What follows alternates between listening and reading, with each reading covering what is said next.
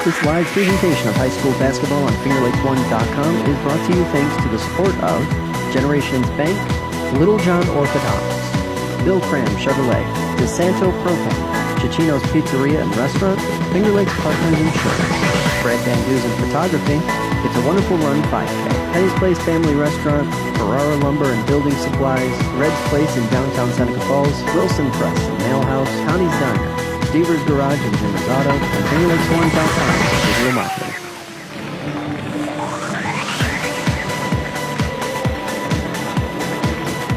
Rise and shine, basketball fans. Get ready for breakfast at the Big House, where today the Section 5 Class B1 Boys Championship game about to get underway here with an early tip at the Blue Cross Arena in Rochester, New York. It'll be the Geneva Panthers taking on the Waterloo Indians in an all Finger Lakes East final. Good morning, everybody. I'm Jim Sinicropi, high above the Blue Cross Arena with my broadcast partner for today's broadcast, Kevin Korzeniewski. And Korzy, a 9 a.m. start is certainly an odd thing for a high school basketball game. Fans just shuffling in on both sides. Both teams have been on the court shooting around, but how tough is it, to get up and get ready to play a game of this magnitude at 9 a.m.? It's not easy. The only good thing is both teams have to deal with it. So it's not an advantage to Geneva. It's not a disadvantage to Waterloo. Both teams got to get up and play. And, Jim, once you tip it off, the crowds will be here. The cool thing about it, as I drove up this morning on the thruway, is you're intermixed with people. Yeah. You're passing people and getting passed by people from Geneva and Waterloo. They're coming in drones, and the Waterloo Orange is here and the Geneva Red. I believe Waterloo is going to have a fantastic crowd this morning. They haven't been back in this situation since 2001. And they haven't won a sectional title since 1972. I wasn't even alive, Jim. Sadly, I was born in 1972. But last night we saw a long streak broken here at the Blue Cross Arena as Marcus Whitman ended a 44-year drought, having won last in 1976 when they defeated Red Jacket. And then prior to that, the Lions, who certainly haven't had to wait that long for a sectional title, won their school's 20th sectional title, defeating Perry. And then before that, Cal Mum moved on, which will create for an interesting Class C play-in tournament. Here, it's time for the Class B final, the Class B1 final, followed by the Class B2 final this morning at the Blue Cross Arena as championship weekend rolls on here on FingerLakes1.com. And, of course, you said when you were walking in to the arena, you passed the locker rooms, and in the concourse, the Geneva and Waterloo players were standing right next to each other. Yeah, their locker rooms are right next to each other, and there you got Coach Desingring and Coach Darnell and the assistant coaches, all lined up in the same kind of hallway. So, it's nice for the kids to have that type of familiarity before the game starts. But at the same time, those guys are going to be funneling right down by each other at the half times and at the end of the game. It's Finger Lakes East at its best here in Class B1 finals. And pretty much something that's come a pretty intense rivalry over the past couple of years. If you look back to last year, Kyle Saluka hitting a buzzer beater from about 35 feet to sink the Panthers in their new gymnasium in Geneva. And then this year, the first time they met, Geneva won easily by 20, but then the last time they met just a couple of weeks ago to close out their league schedule, Geneva finished the game on a 17-0 run in Waterloo to nip the Indians. And so it's not a rubber match tonight. Geneva's 2-0, but a pretty even matchup. Yeah, absolutely. On paper, it's a very even matchup. Geneva's a lot deeper, but Waterloo's got some crafty seniors, no pun intended. And they also have Kyle Saluka as a junior who can take over a game. Devin Martin for Geneva can take the game over. So I think it's pretty even. Martin might be the only X factor between the two teams. I like Geneva's depth. I think that's why Geneva beat him 2 times already. But if you ask anybody in sports, the hardest thing to do is beat a team three times in one season. And they'll have to do it on a big stage here at the Blue Cross Arena, as it's a pretty laid-back atmosphere here on a Saturday morning. Fans just shuffling in. We're positioned high above the court, Les Harrison Court, at the Blue Cross Arena. And directly below us will be throngs of Waterloo fans who are filling in now. Students just arrived. They had a pair of student buses, and they kind of shuffled in mass. Across the arena, we can see Geneva red as the Geneva fans are arriving. I don't think the Geneva students have arrived quite yet, but we're right about 15 minutes from the start of opening lineups before tip.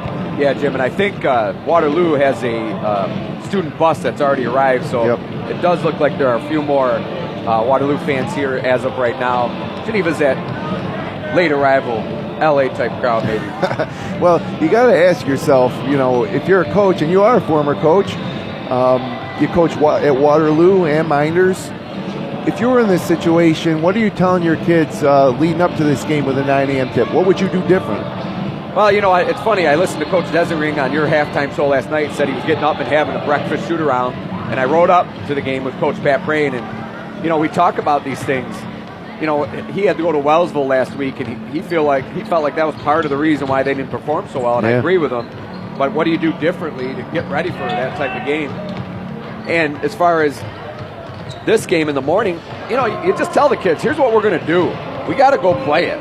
We're not going to talk about 9 a.m. or are we still up, we're still tired. Two teams got to play. And once that ball's tipped, you just got to go to what we've been game planning. And so, you don't want to make too big of a deal out of it because they both got to do it, but you want the kids up early. You want them here, you don't want them all, you don't want them tired and feeling it. You just kind of want to tell them, guys, this is what you've dreamed about since you were 5. Yeah, whether it's at 4 a.m., 9 a.m., or 9 p.m. I don't know if a 9 p.m., like last night, the Whitman game didn't start till 9 p.m. Right. So I'm not sure if it's worse to play at 9 p.m. or 9 a.m. Nobody's used to playing at 9 a.m., but they're not used to playing at 9 p.m. as well. Yeah, that's a good point. It certainly worked out well for Marcus Whitman. Feels so good for that group, and also nothing to be ashamed of on the Red Jacket side. A great senior group made it to the Blue Cross Arena twice in the past 2 years, and I'm sure they'll look back at their high school careers fondly. But these two teams, especially Waterloo, some exciting moments to get here.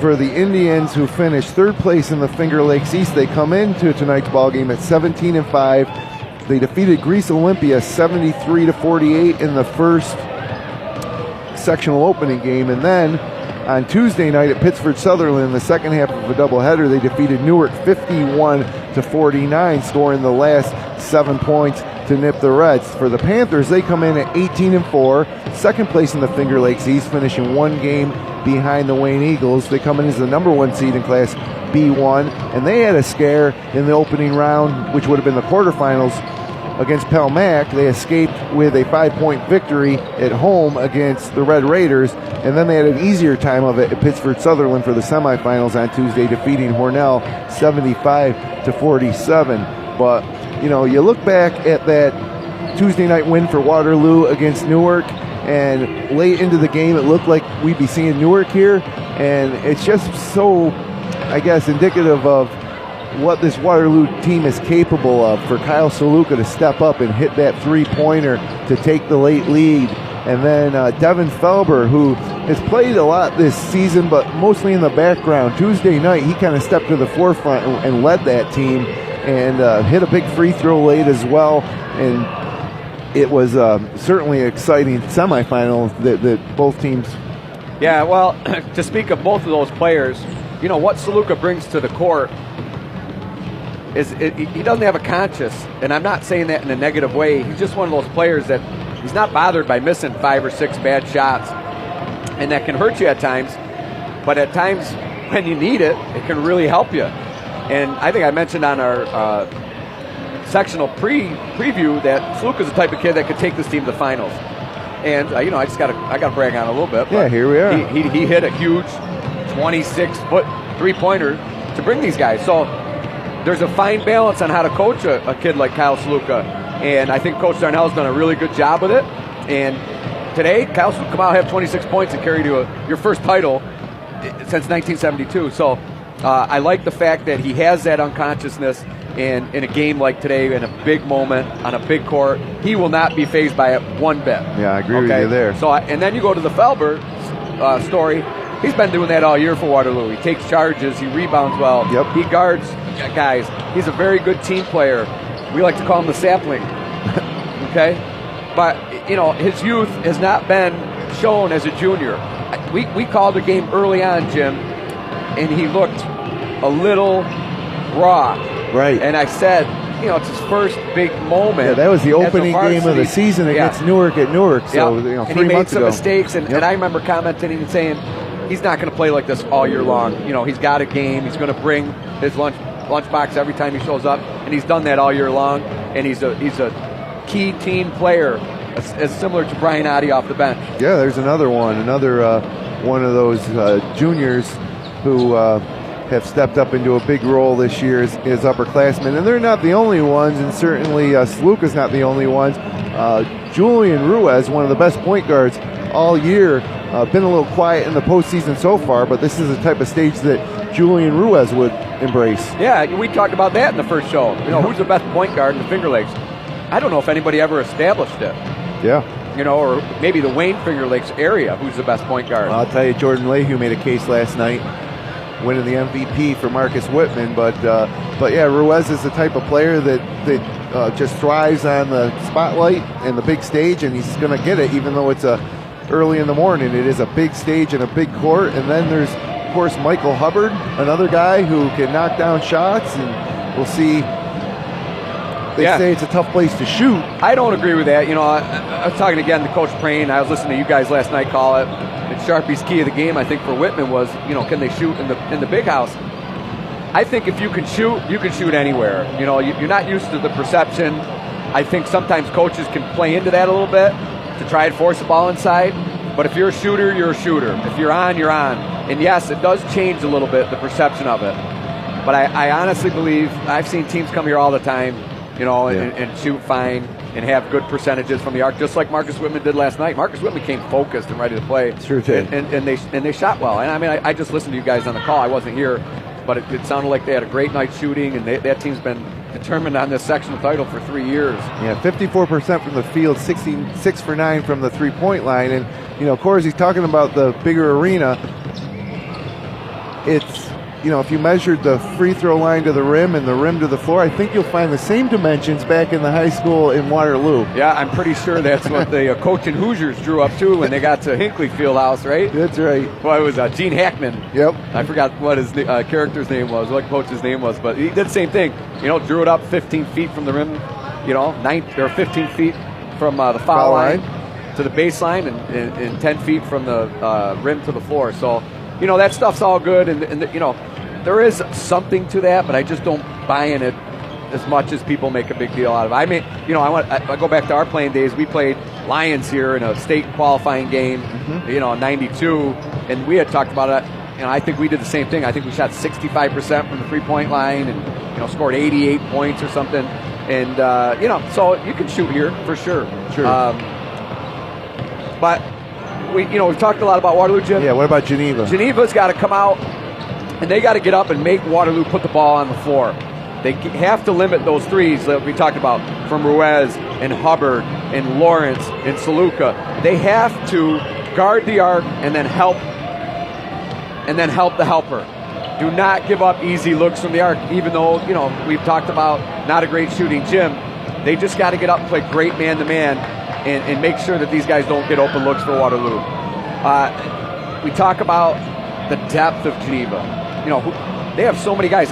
Whitman last night, they're hard to guard because somebody's going to come out and hurt you. And there's just a number of kids. And for Geneva, it could be any number of kids. You start with Martin, right? Yeah. He's all-league player. He's really came on as the season has progressed. The last few games have been unbelievable. And he's definitely the focal point of Tim Darnell's defensive strategy today. How do we slow down Martin and not let him get 22 points? Martin gets 22 points tonight, Geneva wins the game. Right. They have to slow him down. But then you go from there. Now what do we do? How do we game plan this Geneva team? Nick Askin, Liam Ryan, Parker Bassard, Nasir Harrison, Jagger Kerr. Those are great bunch of guards. The list keeps going. Wyatt Patchett. All these guys can hurt you. He'll play 11, 12 guys, Coach Desenring. Yep. And in a setting like this, that really helps you because you go with the hot hand. Whereas Waterloo, you get a couple guys that don't shoot well. Now you don't have that deep bench of scoring you can turn to. So that's the first thing they got to do, is to really just kind of defend Waterloo at the arc. Offensively, just keep sharing the ball. They do a good job of that. They're unselfish. They're a great team concept. And just keep the ball moving for the best open shot. And handle the moment. You know, they both have a lot of seniors. I think I like Geneva's confidence and moxie a little bit better than Waterloo, especially coming off that. That's what they showed it against Hornell. Going into that game, we thought Geneva was favored, but we didn't see them to totally run away with it like they did against the Red Raiders from Hornell. And so that brings a lot of confidence now.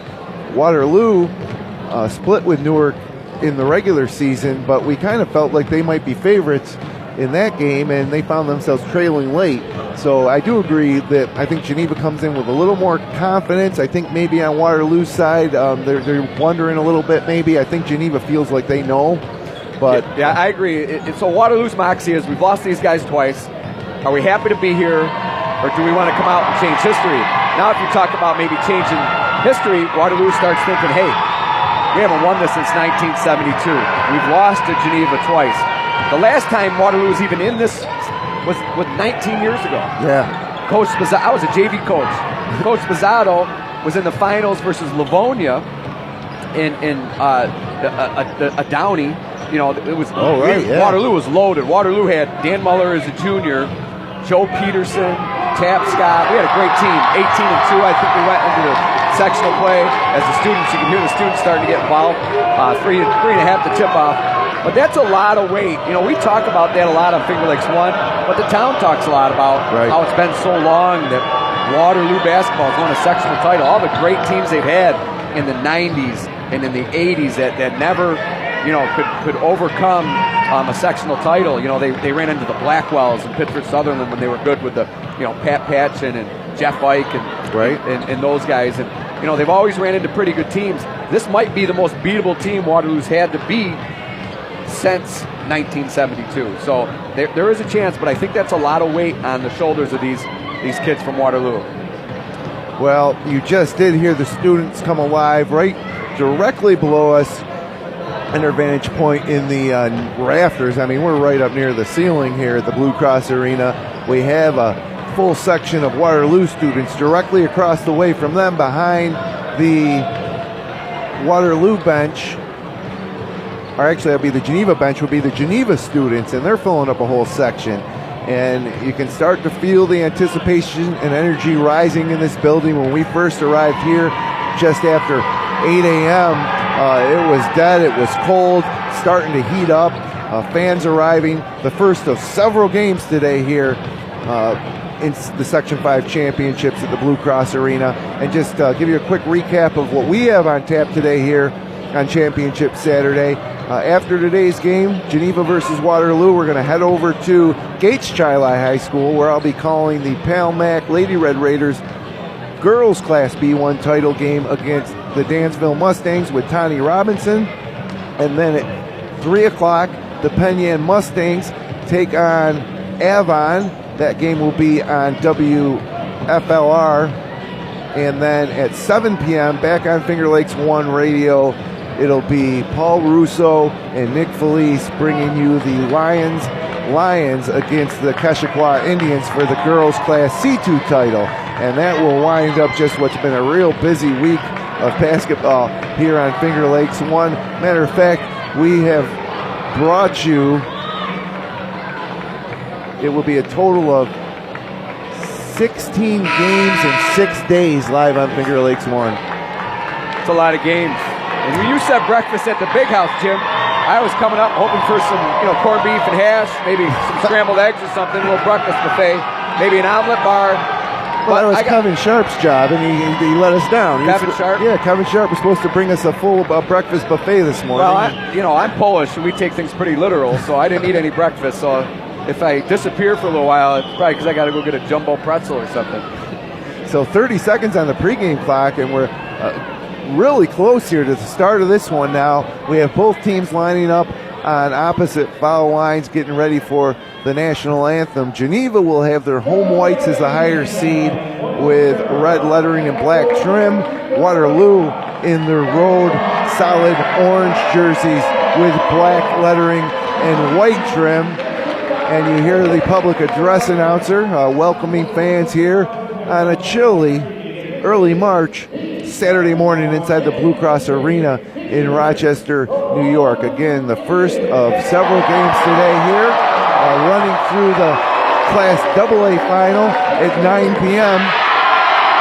If you've never been to the Blue Cross Arena, it really is a fantastic place to spend a day on this championship weekend if you love high school basketball. And it may be 9 in the morning, but man, kudos to both teams' fan bases. They're really getting into this thing. And as we get ready for the national anthem here, we're going to step aside, and we come back, it'll be just about time for basketball here. So settle in, grab your coffee and your Cheerios. It's breakfast at the Big House. Geneva taking on Waterloo straight ahead here on FingerLakes1.com. And bring me some food. At FingerLakes1.com, we have always pledged to you to bring the most comprehensive local news coverage, access to timely information, and a locally focused, entertaining media option. Support FingerLakes1.com and help us bring you more great local sports coverage like this by visiting patreon.com/FL1. DeSanto Propane is 4 generations strong as a trustworthy family-owned business with unmatched customer service. Go online at DeSantoPropane.com for more info. DISANTO Propane.com or call toll-free at 1-800-752-4574 today. DeSanto. Since 1937, the difference has been DeSanto Propane. Generations Bank is celebrating 150 years of serving and supporting our hometowns. Visit mygenbank.com for the best choices in checking, savings, home equities, mortgages, and much more. Generations has been the Finger Lakes Bank since 1870. Generations Bank, member FDIC.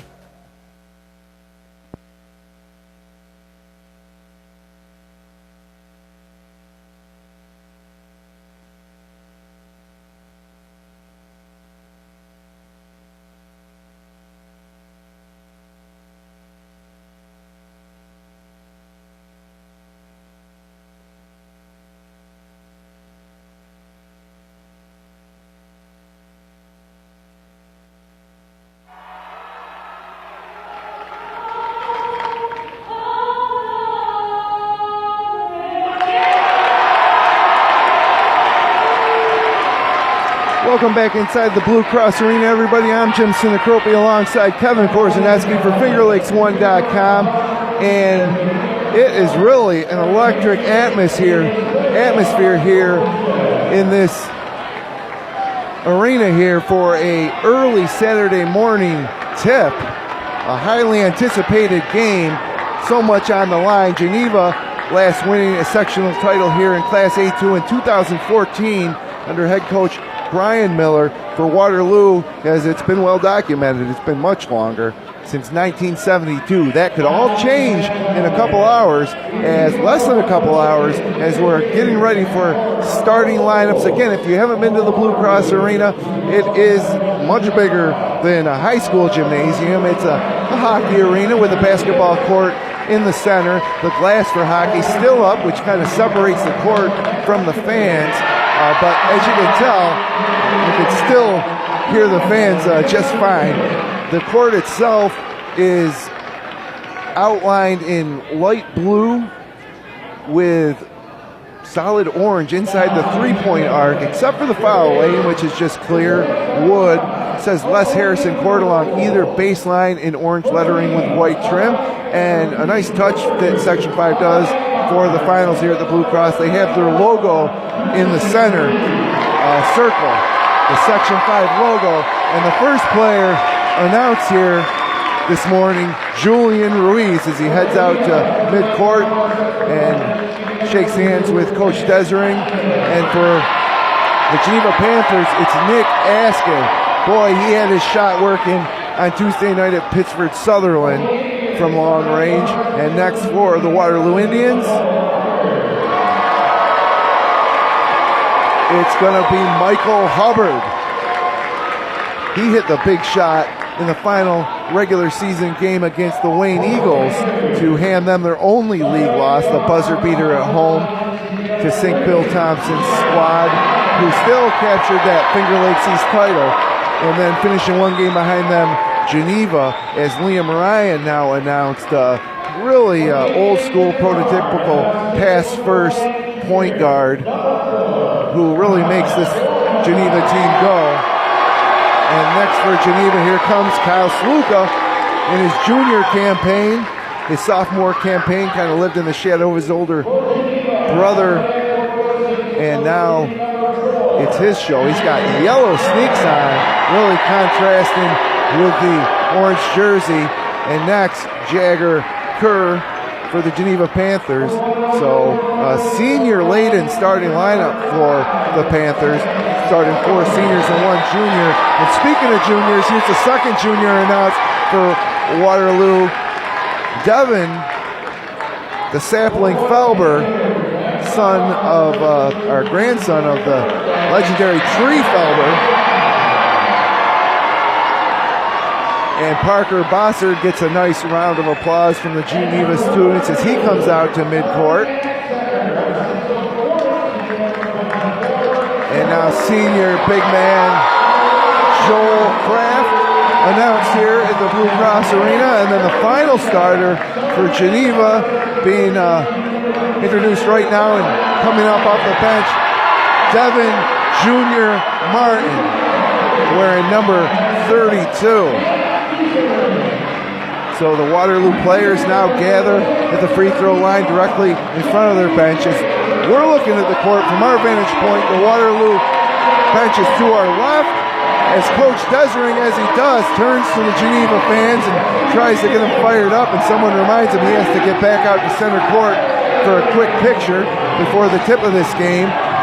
And the Geneva bench directly across from us. There are some seats inside the glass that encompasses the hockey arena for some VIPs, I guess you might say.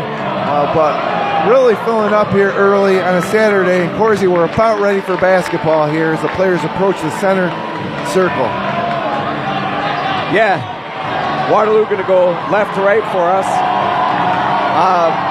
Both student crowds really into it. Crowds are good, not great for the 9 a.m. start. Must mean we got a lot of fans watching. And we haven't talked about what a rivalry this is, how close these two team towns are. If you're Minders fan, Minders Waterloo, but if you're a Waterloo fan, they almost love this Geneva rivalry just as much. And the ball's in the air, rise and shine. Here we go at the big house. Waterloo controls the tip. And Felber starts with it on the left wing, getting the pass from Ruiz. Pass almost mishandled by Sluka, but he gets it and he turns and hits a free throw line jumper. 2-0 Waterloo. It will not phase him. He'll just have an off night or not. Big shot by Sluka to give him confidence early. Now Ryan skips it around to Kerr. Kerr in the lane, kicks it out for Askin. 3-pointer on the way. It's short, and Felber boxes out and rips down the rebound. He heads up court, tries to outlet it to Sluka. Devin Martin gets a hand on it out of bounds. It'll stay with Waterloo. 2-0 early. Both teams in man-to-man. Devin Martin checking Sluka. Sluka, Devin Martin. This is going to be a great battle to watch, Jim. Two of the best athletes in the Wayne Finger Lakes area. Now Geneva picks up full court. It's Ruiz working against Ryan, brings it across the timeline and passes it over in front of the Geneva bench. Kyle Sluka has it. They dribble it out top. It's now Ruiz, top of the key. And Ruiz backs it off now with 14 to shoot. Near side foul line extended entry pass to Sluka. Sluka hangs, can't get it to go. And the rebound out to Jagger Kerr. Here comes Kerr on the right side to the hoop, and he lays it up and it's blocked by Kraft. But the rebound put back up and in by Nick Askin. 2-2. More full court pressure from the Panthers as they pick up Ruiz man-to-man. Probably a smart move, the full court pressure by Coach Desering. And now Michael Hubbard holds it. Finds Sluka, top of the key, 3-ball on the way. Back iron, no good. Long rebound to Ruiz. He steps into the lane, kicks it out to Kraft. Foul line jumper too hard. Another offensive rebound. This time it's Hubbard. Back to Kraft. Out to Felber. And he hands it off to Ruiz, and with 27 seconds on the shot clock, they'll get set. Somebody messed up on that reset, I think, of the shot clock. Now it's down to 22 Kraft has it, kicks it over to Sluga. Down on the block it goes to Hubbard. He rises and fires over the top of Kerr. He misses, and then he fouls Liam Ryan as he was heading down the court. So. Yeah, a lot of aggressiveness, a lot of, you can tell the kids are a little nervous. Waterloo doing a good job of crashing the glass early here, and Geneva's ball. I like it, the intense man-to-man by both teams, and the Geneva pressure full court might tire Waterloo out on this big court. Right. Although Waterloo's got the best home court advantage here because they play in a big court all year. So here we go. Jagger Kerr up top to Devin Martin wearing the lime green shoes, rises for a jump shot. It's no good, and Kraft rebounded it but fell down hard. Smart play by Kraft, though. As he fell, he dropped the ball so we didn't get to travel. Up ahead comes Waterloo. Hubbard to the hole, and nope, they got a foul in the lane. Let's see what they got. They don't post the player fouls here at the Blue Cross Arena, so it's going to be difficult for us. We're going to have to listen for the public address announcer. And, of course, it's almost impossible to understand him up here, so we don't know who the foul was on, unfortunately. So they swing it around to the corner. Ruiz for three. No, it's off the rim and into the hands of Nick Askin, and that's two fouls on Michael Hubbard, who fouled Askin on the rebound. We do know that. Michael Hubbard brings a little bit better of a presence to the floor than Johnny Lawrence, but now all of a sudden you bring Johnny Lawrence in. Really got to watch him on the arc. He can get hot and hurt you if you're a Geneva fan. Know where he is at all times.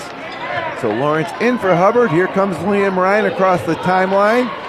Julian Ruiz waits for him just inside the 3-point arc. Waterloo packing it in just a bit. Ryan now dumps it to Bossard on the block. He spins and gets it to go over Ruiz, who had switched, and Parker Bossard gives Geneva a 4-2 lead, and they force a turnover in the backcourt. Ruiz just lost it. He turned. There's Liam Ryan in his shorts again, and he dribbled off his leg, sideline out of bounds to Geneva.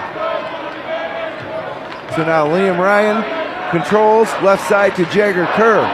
Martin flashes, doesn't get the ball. Now it's up top to Bossard. Bossard drives, kicks it to the corner. 3 ball on the way, and good! That would be Liam Ryan from the far corner, knocking down the game's first 3-pointer. Geneva up 7-2. Here comes Lawrence. Bounce pass to Kraft. Lays it up and in. Good job by Johnny Lawrence breaking the press and finding the open Joel Kraft on the block for the easy bucket. Now Ryan again stops and pops from the elbow. Misses. Rebounded by Devin Martin. Hangs. His putback no good. Another offensive rebound by Martin. Out to the corner to Kerr. Pump fake. Baseline drive. Bounce pass to Martin. And this time Martin's fouled.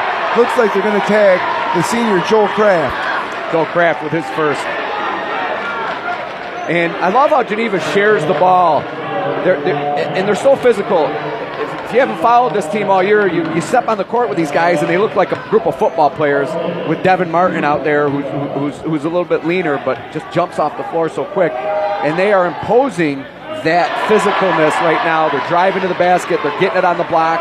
When Waterloo converges, they kicked it out to Ryan for the 3, but they're very unselfish, and they share the ball so well.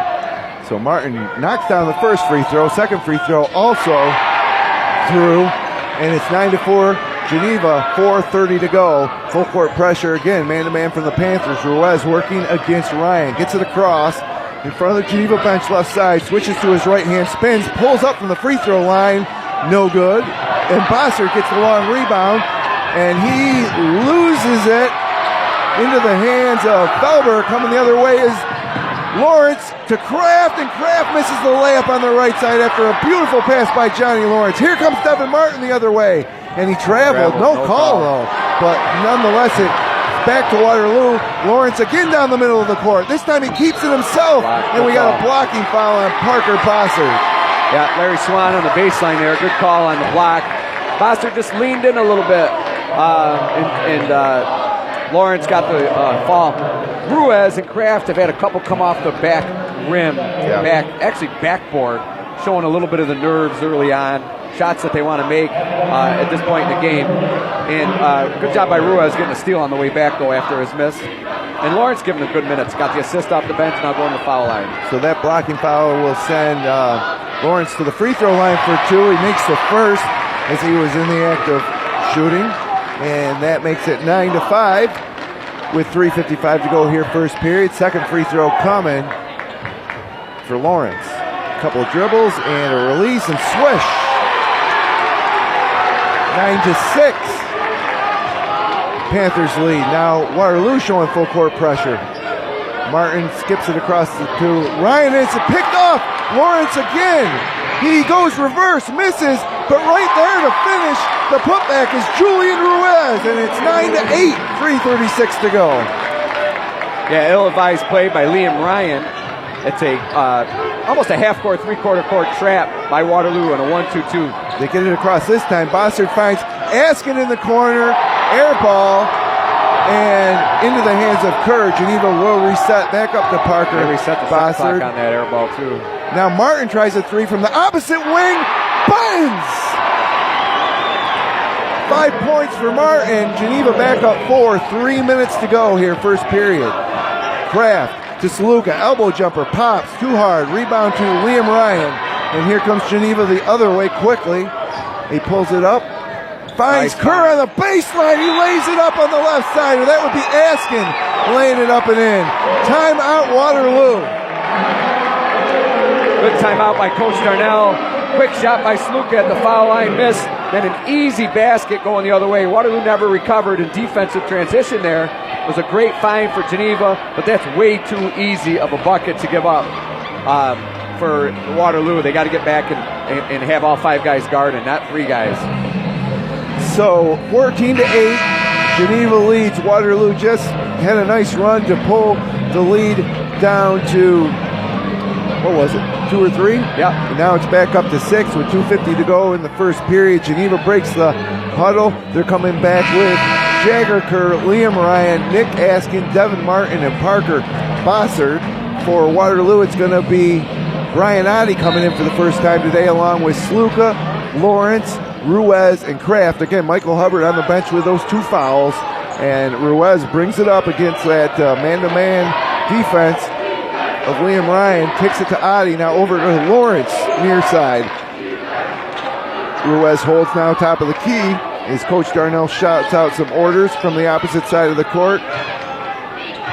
Now Ruiz moves right, dribbles left into the lane, hangs over the top of Bossard, no good, battle for the rebound, and Ryan pulls it down and pushes it way up ahead to Askin. Askin pulls up, he may have lost it, we might have a jump ball. No, he ripped it away to Devin Martin. Martin kicks it out, Bossard for 3, yes! Geneva really came to play. Jim, the difference in this game, if you can't see it, is the shot selection. Geneva's really working it around, incorporating everybody. Waterloo's shot selections all closely guarded. 17-8. Got Saluka on the wing for a 3 off a pick. And he knocks it down. Now Kyle Saluka is not afraid of the big stage, as you mentioned. And if he gets hot, he can put up some big numbers. And it's a 6-point game now. Huge shot by Saluka as Geneva was about to open this game up to a double-digit lead. What I liked about that shot is it came off a couple baseline screens for Saluka, really freed him up. And then Liam Ryan throws it out of bounds. Miscommunication between him and Devin Martin. And turned going the other way, Waterloo. But I can't tell you how big of a 3 that was for Kyle Saluka and the Waterloo Indians. You know, things weren't looking good in this quarter, 17-8. I know it only cuts the lead to 6, 17-11, but just a confidence builder for the Indians. You can see it. And so Ruiz now back in action with 1:20 to go. They kick it over to Felber now, guarded by Nasir Harrison into the ball game. And he plays catch with Oddie, gets it back. Now it's back to Oddie, top of the key. Oddie swings it to Sluka, another 3-ball. No. And Devin Martin comes swooping in for the rebound, turns and dribbles up the court. He picks up his dribble, finds Harrison. Harrison, couple dribbles now out into the corner to Bossard. Bossard up top to Ryan. Ryan into the lane, rises, fires, and it's just short, but almost tipped in. By Saluka. Yeah, going for the rebound. Now Waterloo controls. Brian Oddie, right side of the court, pulls up. And with 38 seconds to go first period, it's 17-11. Now Felber probes the baseline, an offensive foul. That's a good call. Good defense by Parker Bossard as Felber tried to drive the baseline. Bossard didn't budge. Felber went to spin and kind of bumped him. And Bossard had good position the whole time, and then Felber a little out of control. Just throw a little bit of an elbow. Bob Huber on the baseline. I thought it was a nice call. So 27 seconds left, about the same amount of time on the game and shot clock, maybe a second difference. 17-11, Geneva leads. Askin to the corner to Martin. Game clock now down to 15. Now Bossert controls top of the key. Bounce pass to Harrison. Game clock at 10. Harrison drives right side. Has it stripped. Felber stole it, then tried to outlet it into the hands of Devin Martin, who hangs and misses, but taps up his own rebound, no good. And that'll do it for the first period of play here at the Blue Cross Arena. So a lot of action here. All before 9:30 a.m. on a Saturday morning. Your score after one, the Panthers 17, the Indians 11. Section 5 Class B1 title on the line here at the Blue Cross on FingerLakes1.com. Generations Bank is celebrating 150 years of serving and supporting our hometowns. Visit mygenbank.com for the best choices in checking, savings, home equities, mortgages, and much more. Generations has been the Finger Lakes Bank since 1870. Generations Bank, member FDIC. All roads lead to Bill Cram Chevrolet, Waterloo Thruway Exit 41, Highway 5 and 20 in Seneca Falls. Browse their full Cramtastic new and used vehicle inventory online at BillCramChevrolet.com, supporting high school athletes for the past 50 years. Dr. Littlejohn, Dr. Barbie, and their outstanding orthodontic team share a common goal to ensure the overall wellness of each of their patients through their exceptional orthodontic care. Dr. Rod Littlejohn and Dr. Liz Barbie are proud to support our area high school athletes. Check out Dr. Rod and Dr. Liz online at littlejohnortho.com. Welcome back inside the Blue Cross Arena, everybody. I'm Jim Sinicropi alongside Kevin Korzeniewski for FingerLakes1.com. Second quarter action underway with Geneva moving from her right to left in the basketball. Bossard gets it back up top to Liam Ryan now. 20 seconds on the shot clock as it's Harrison, Askin, Ryan, Wyatt Patchett into the game, and Bossard as Devin Martin takes a seat. Bossard drives left side, guarded by Kraft, blocked by Kraft, but the ball stripped from Adi on the rebound, and now Harrison takes it to the hoop. He hangs in the air, and he's fouled hard. We'll see who they got. You know, this Waterloo team is athletic, Jim, but they're just getting out athletic by Geneva. Yeah. They got Kraft on the foul. I think it's his second. And, you know, Kraft got that rebound, and then, you know, Bassard just goes over and pops it away from him. And that, you know, that's the type of strength and athleticism that Geneva brings. And you know, Joel's a kid that's going to play football at Hubbard next year, so he's not, you know, he's a good athlete.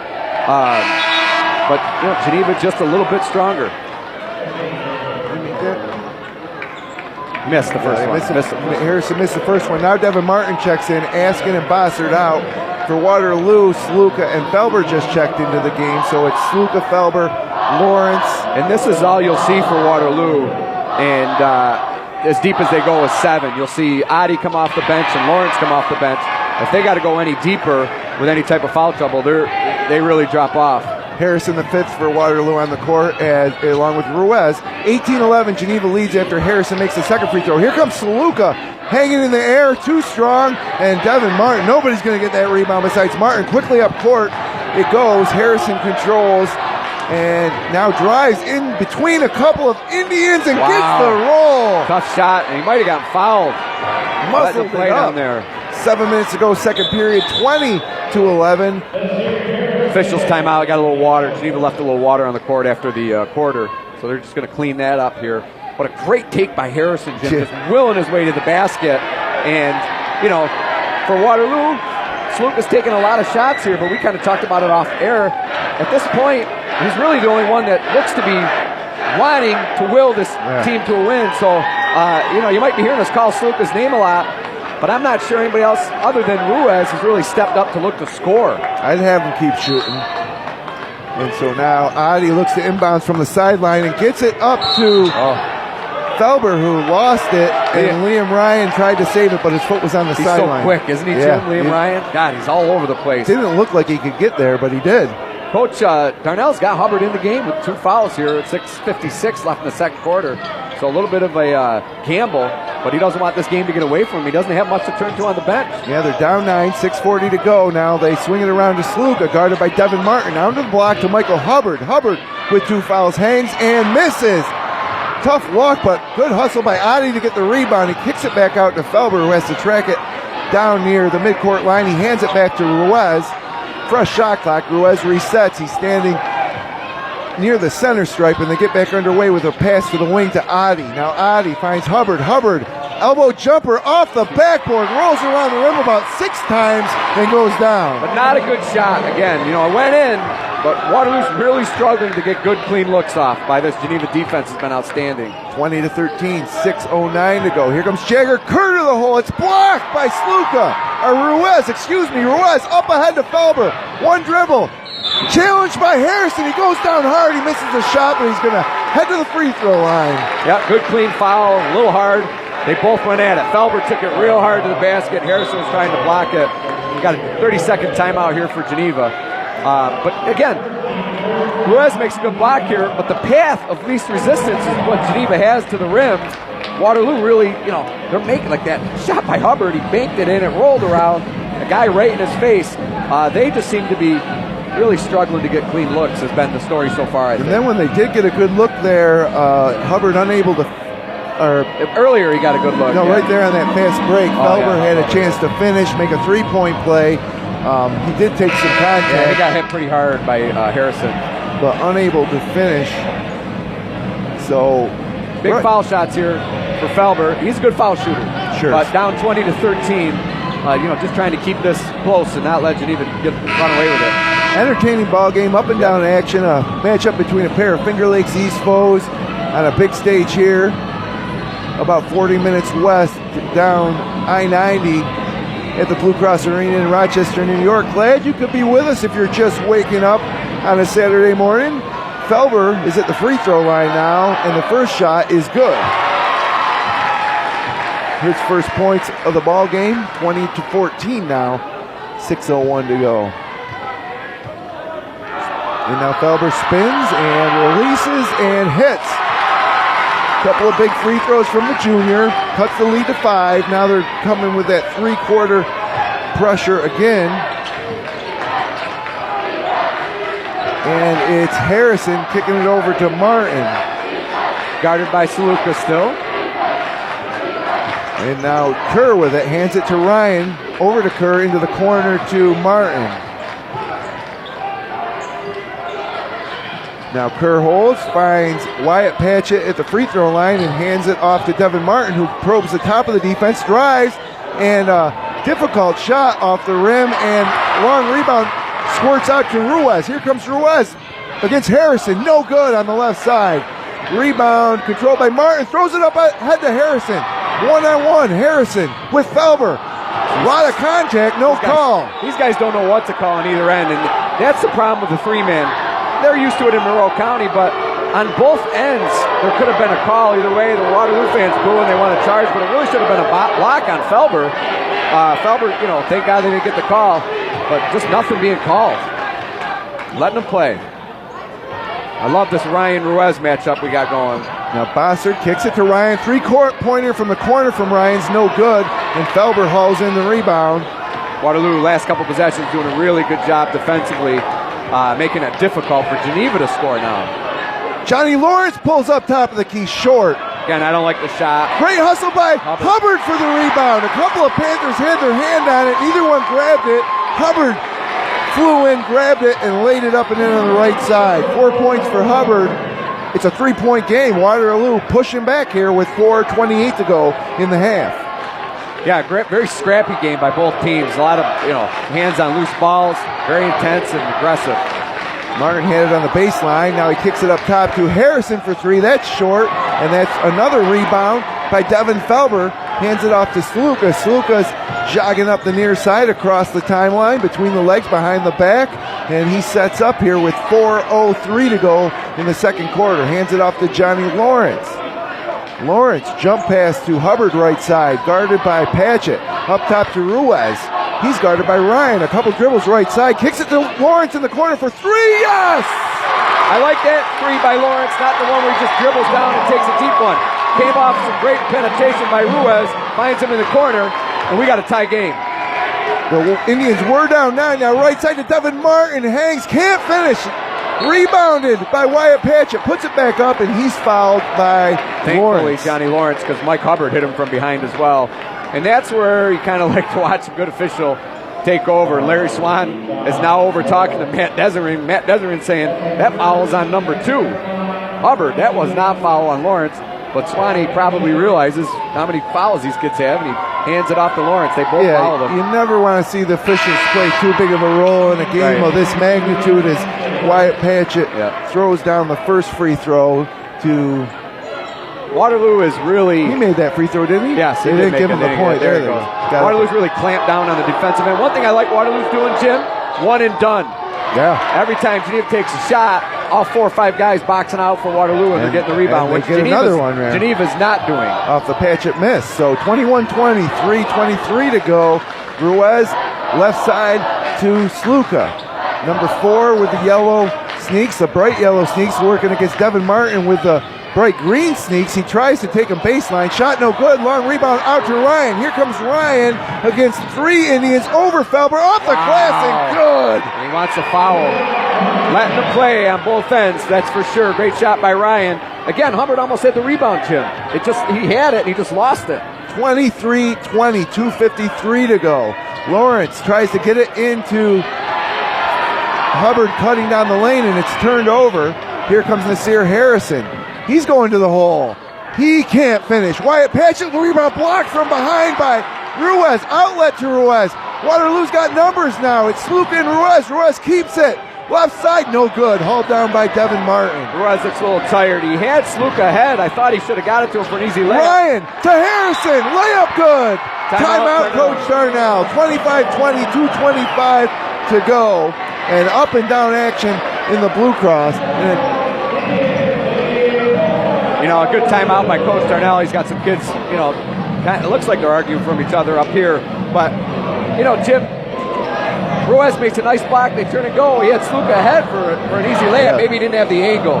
But instead he comes in, he takes a fadeaway layup. He looks tired. I think one of the issues, too, was Devin Martin was one of the Panthers back. Yeah. That's got to be an intimidating sight when you're going to the basket. So quick off his feet, like a Zion Williamson type. He took a shot earlier, missed it, and then before you know it, he's getting the offensive rebound. Missed it again. He's really struggling from around the rim, though. Martin is. So we got 25-20 with a Geneva 5-0 run here. I like the timeout by Darnell. Don't save to the end in this type of atmosphere. Waterloo crowd, you can hear them trying to get into it. And let's see what type of possession Waterloo gets. 2:25 to go here in the half out of this timeout from Coach Darnell. We're so glad you could be with us wherever you're streaming us from this morning, whether you're a member of Waterloo or Geneva Panther Nation. So glad you could join us for this historic matchup between a pair of Finger Lakes East rivals early on a Saturday morning. They break the timeout puddles, and with a 5-point lead, Geneva sets up their full court pressure against Waterloo. It's inbounded from Lawrence to Adi. Adi and Lawrence out there with Hubbard, Sluka, and Felber, as Lawrence working against Harrison, and now it's Sluka into the lane, tried to slip it into Felber, and going down on the ground for it is Nick Askin, and we have a jump ball.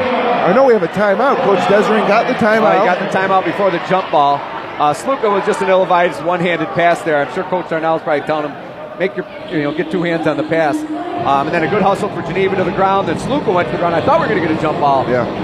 But timeout first, Geneva. I want to remind you about some of the great sponsors that make broadcasts like this possible here on FingerLakes1.com. Of course, our title sponsor all season long, Generations Bank, online at mygenbank.com. Little John Orthodontics, online at littlejohnortho.com. Bill Cram Chevrolet at BillCramChevrolet.com, and DeSanto Propane. Since 1939, the difference has been DeSanto Propane. Also, Finger Lakes Partners Insurance, Inland Harbor Marine, and Rob Royston, father of newly crowned sectional champ Aiden Royston last night.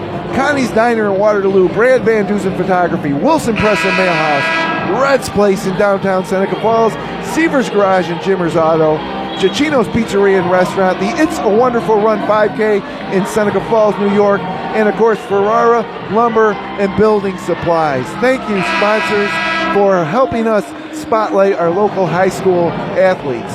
So out of the timeout, it will be Geneva basketball. It's Liam Ryan inbounding to Harrison, so Harrison's going to bring it up court. Waterloo backs off the pressure. Also out there for Geneva in those lime green shoes, it's Devin Martin, Nick Askin, and Parker Bossard, who's now trying to post up Felber on the left block. They get it to him, but he's pushed out a little bit outside the block. He turns and dribbles and hangs and gets it to go. That ball hung on the rim for about 2.5 seconds before finally falling down.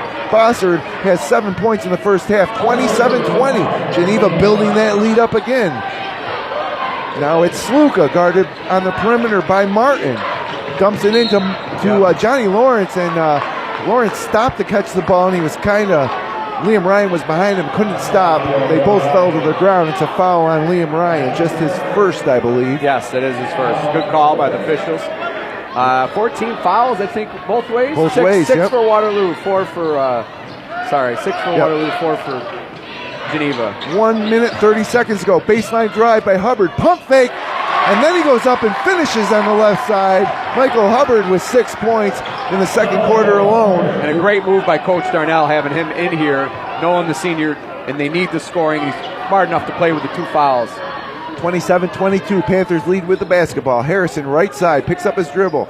Now to the near side it goes. Devin Martin looks to drive, spins, and a great defense by the Indians, but Martin gets the rebound off his own miss, and we got a jump ball.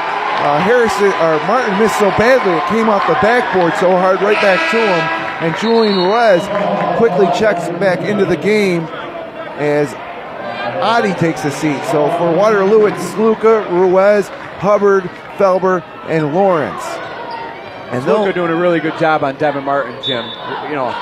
Took that spin, really forced it up, and created a jump ball. But I think he's doing a pretty good job on him. Very quiet night for Martin so far. Inside 1 minute, Morning. Now down to the left it goes. Hubbard working against Askin, and he did travel. He got the shot up over Askin, but not before steps. I'd like to see, they had Sluka on the block. Now he's getting Hubbard out with 42 seconds left in the half. Good move by Coach Darnell again. But Hubbard had Sluka one-on-one in the block with Martin. I would have liked to see that matchup on the block. And now Geneva gets it across the timeline against Waterloo pressure. Harrison takes it to the basket, misses a little right-handed scoop, and another rebound by Waterloo. Now quickly, Sluka up to Ruiz. Ruiz hangs and misses, and here comes Devin Martin the other way, right side to Harrison. Block. And a blocking foul. He misses the shot with 15 seconds to go here in the first half. With your score, Geneva 27, Waterloo 22. Coming up on the Bill Cram Chevrolet halftime report, we're going to have Greg O'Connor, head coach of the sectional champion Marcus Whitman Wildcats, fresh off their victory here last night, less than 12 hours ago. Can't wait to talk to Coach O'Connor and congratulate him personally. He didn't sleep, I know that, so he's excited. I think that was the second foul on Felber, Jim, as well. Like you said, they don't report it, but I believe it might be the second. Yep, that was 2 on him, I believe. And so now they got Hubbard with 2, Kraft with 2, and Felber with 2 going into halftime. 15.6 seconds left, 27-22 Geneva. Harrison trying to make the second. After missing the first, second one on the way, he does knock it down. Full court press by Geneva. 13 seconds. Ruiz walking it up. Now he picks up the pace. 8 seconds. He gets across the timeline. 6 seconds. Panthers up by 6. 4 seconds. Still Ruiz. Now it goes to Johnny Lawrence, who knocks down a big three-pointer at the buzzer. And just like that, Waterloo pulls it to within 3. And after the first 2 quarters of play here in the Section 5 Class B1 Boys Championship game, your score, Geneva 28, Waterloo 25. Halftime show coming up straight ahead on FingerLakes1.com. This live presentation of high school basketball on FingerLakes1.com is made possible thanks to the support from Cicino's Pizzeria and Restaurant, celebrating 23 years in the Finger Lakes with locations at 22 Main Street in Waterloo, 40 Exchange Street in Geneva, and Del Lago Resort and Casino. Dine-in, takeout, delivery, catering, and banquets. Order online at Cicinos.com. Live, laugh, and eat well. It's the Italian way. Finger Lakes Partners Insurance.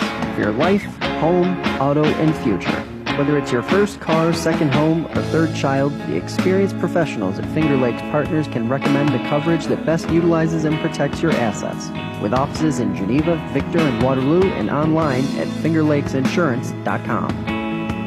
Since 1937, the difference has been DeSanto Propane. 4 generations strong, DeSanto Propane is a trustworthy family-owned business with unmatched customer service. Go online at DeSantoPropane.com or call 1-800-752-4574 and look for DeSanto Propane on Facebook.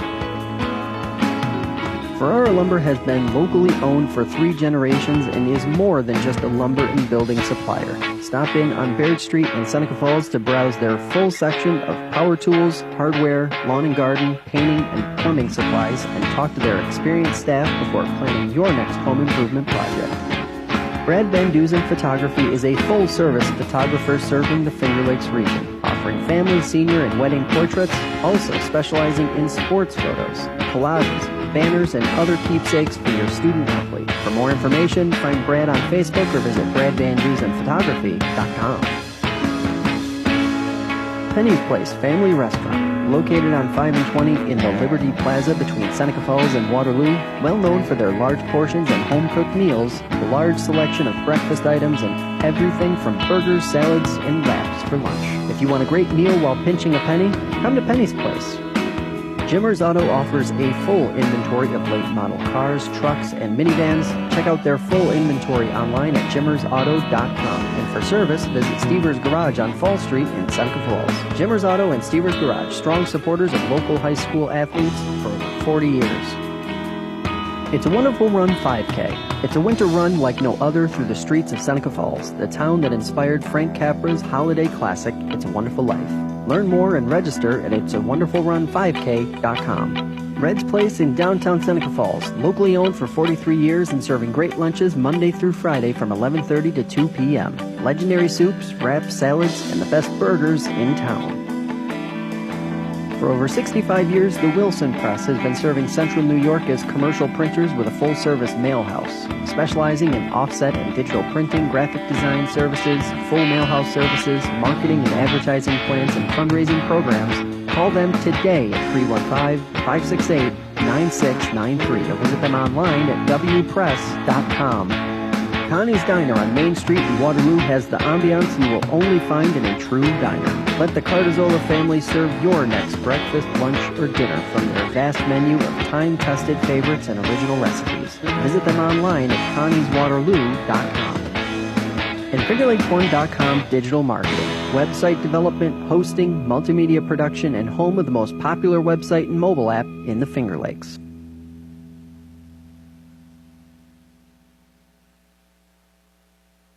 Help FingerLakes1.com bring you more great live local sports coverage by becoming a supporter at patreon.com/FL1.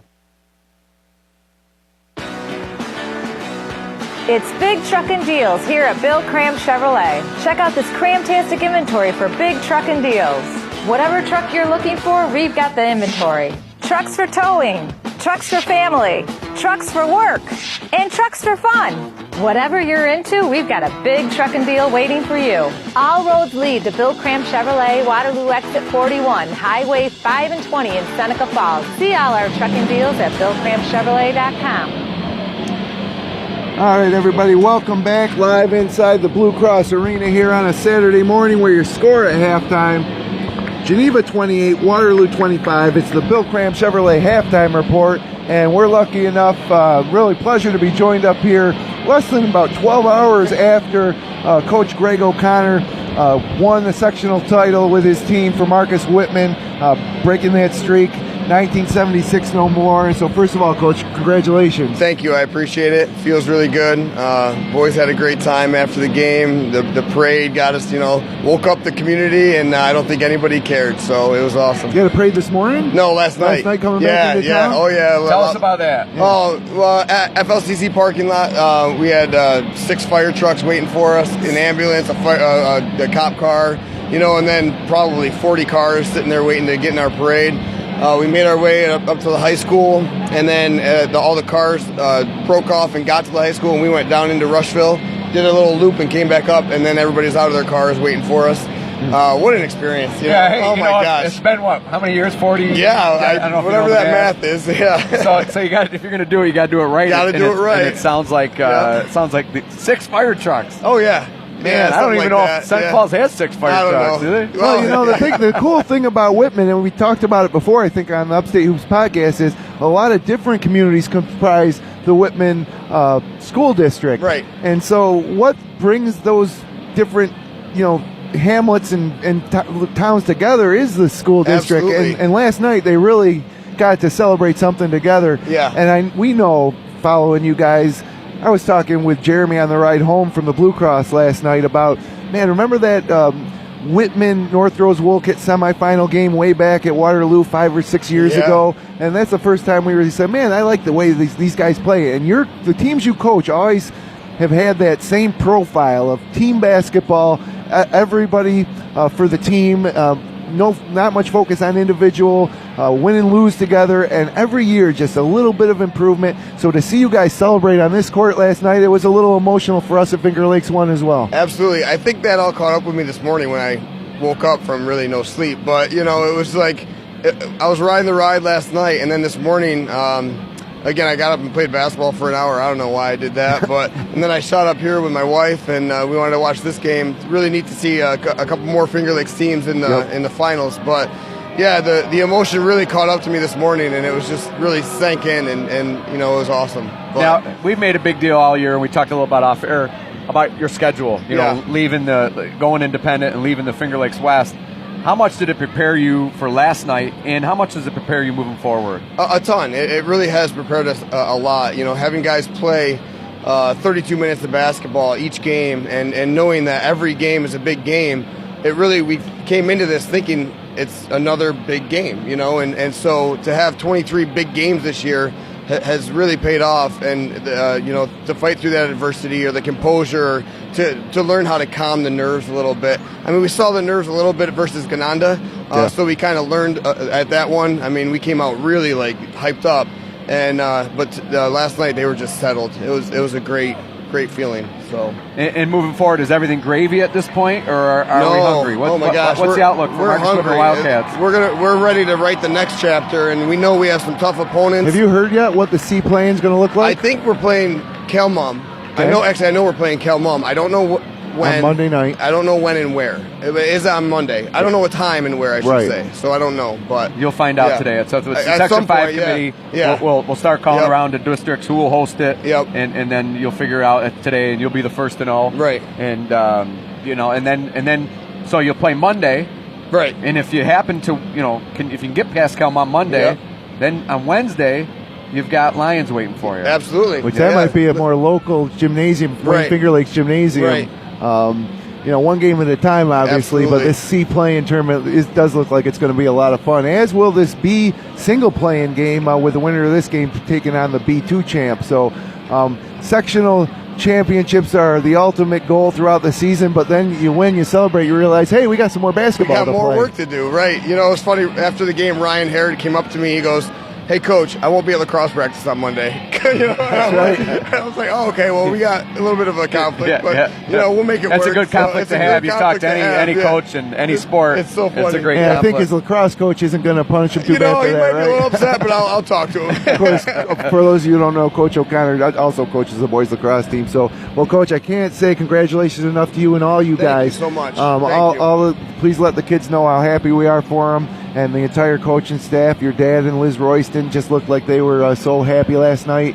It's a great feeling and something that will be remembered forever at Marcus Whitman. Yeah, we're definitely going to live these memories all over again all the time. And I want to say I appreciate everything you guys do too. I listened a little bit to our game on the way up here on the phone, but your replay. Yep. And Josh, did he write that? I wrote it. Josh said it. I mean, either way though, you guys make such a great team. That was phenomenal. Your coverage is awesome. So I appreciate it, Coach. We know how hard you've worked, and so congratulations on a well-deserved and earned sectional title for the Marcus Whitman Wildcats. And enjoy the second half of this one. Absolutely. All right, thanks, Greg.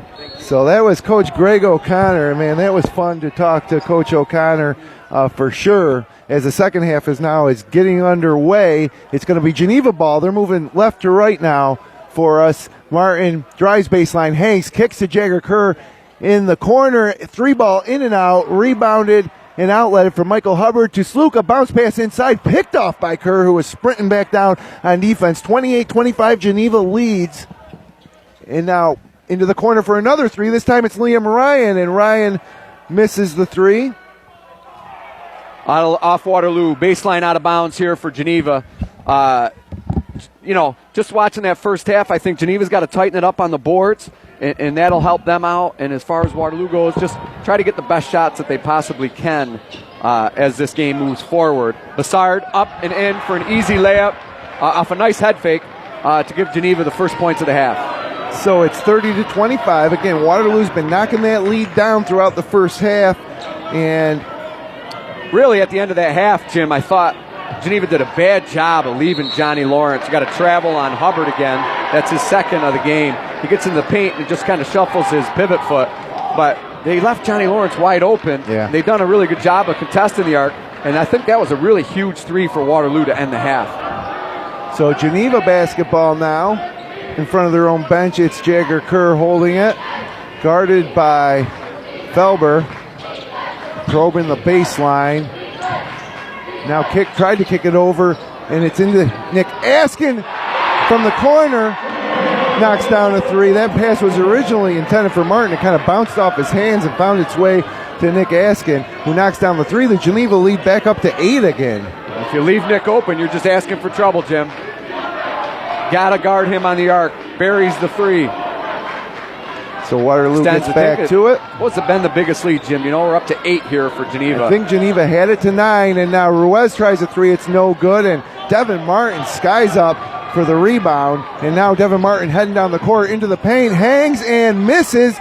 Put back by Martin, a little tap, no good, and outlet to pass to Waterloo goes almost out of bounds. Sloppy both ends. Now it's off of Devin Martin's hands, and it's going to be back to Waterloo. So timeout Waterloo. Already. Well, Waterloo got the ball. Ruiz made a sloppy pass. Then Ryan steals it. He makes a sloppy pass. One thing that we haven't talked about, and I said Sluka's doing a good job on Martin, but Devin Felber, every time Martin drives, he plants himself in the middle of the paint, and he's got a couple fouls, but he's making Martin miss easy layups. He doesn't have his hands up contested. He's just getting himself in a charge position. And Devin Martin's really struggling around the rim. Really struggling around the rim. Corzy, one of the keys to the game early on, when you said if Devin Martin could get 20, 22 points, that Geneva was going to get the win. And so far, Devin Martin with just 5 first-half points. So great job defensively by Waterloo, keeping him in check. Some other first-half Panthers scores. Liam Ryan finished with 5. Parker Bossard with 7. And 6 points for Harrison, 1 for Patchett. And Waterloo works now against full court pressure. It's Ruiz, guarded by Kerr. Mike Alessio brought some hot dogs up, Jim. It is breakfast at the big house. Hot dogs for breakfast. I appreciate that from our key member of the FL1 Sports team, Mike Alessio. And now Sluka drives right side. He's bottled up by Bossard and Martin. We got a foul. I kind of feel like the balance, we touched on a little bit in the first half, the balance for Waterloo is kind of in the hands of Kyle Sluka. He has the type of athleticism and game to really carry Waterloo, so I think this is going to be a big quarter for Sluka here. I don't know who that foul was on, Bossard or Martin. Yeah, it was tough to tell because they were both right there. Sluka misses the first free throw line. It's one of the things about the Blue Cross. Actually, they do, for some reason, they did post this one, and it's Devin Martin, just his first. Yeah, and also Geneva's first shot on goal. That's what the scoreboard reads for all the team fouls and shots on goal. And 2 big misses by Sluka.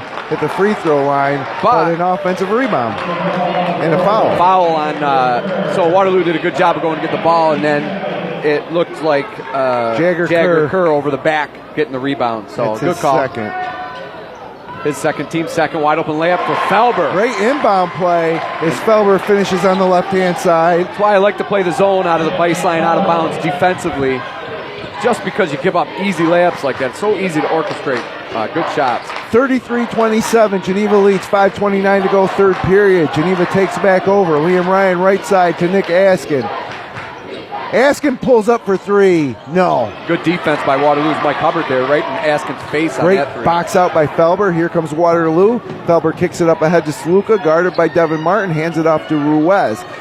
So with 5:09 to go, Ruiz sets up the offense, 22 to shoot, right side to Joel Kraft, unguarded on the right wing. Now to the corner to Ruiz. Down to the block to Sluka, kicks it out to Hubbard. Hubbard squares, fires. Too strong, way too strong.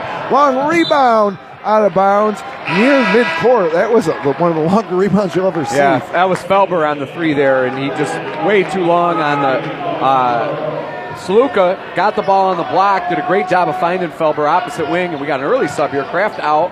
I think he still only got 2 fouls, and Lawrence in, going a little more offense. Jagger Kerr was open for three from the corner. He missed it. Hubbard grabs the rebound. Lawrence pushes it up ahead to Felber. Felber picks up his dribble, double team, gets it to Johnny Lawrence. Now to the corner, wide open. Hubbard, pump fake, baseline drive, hangs, stuffed by Bossard, but we got a foul on Bossard.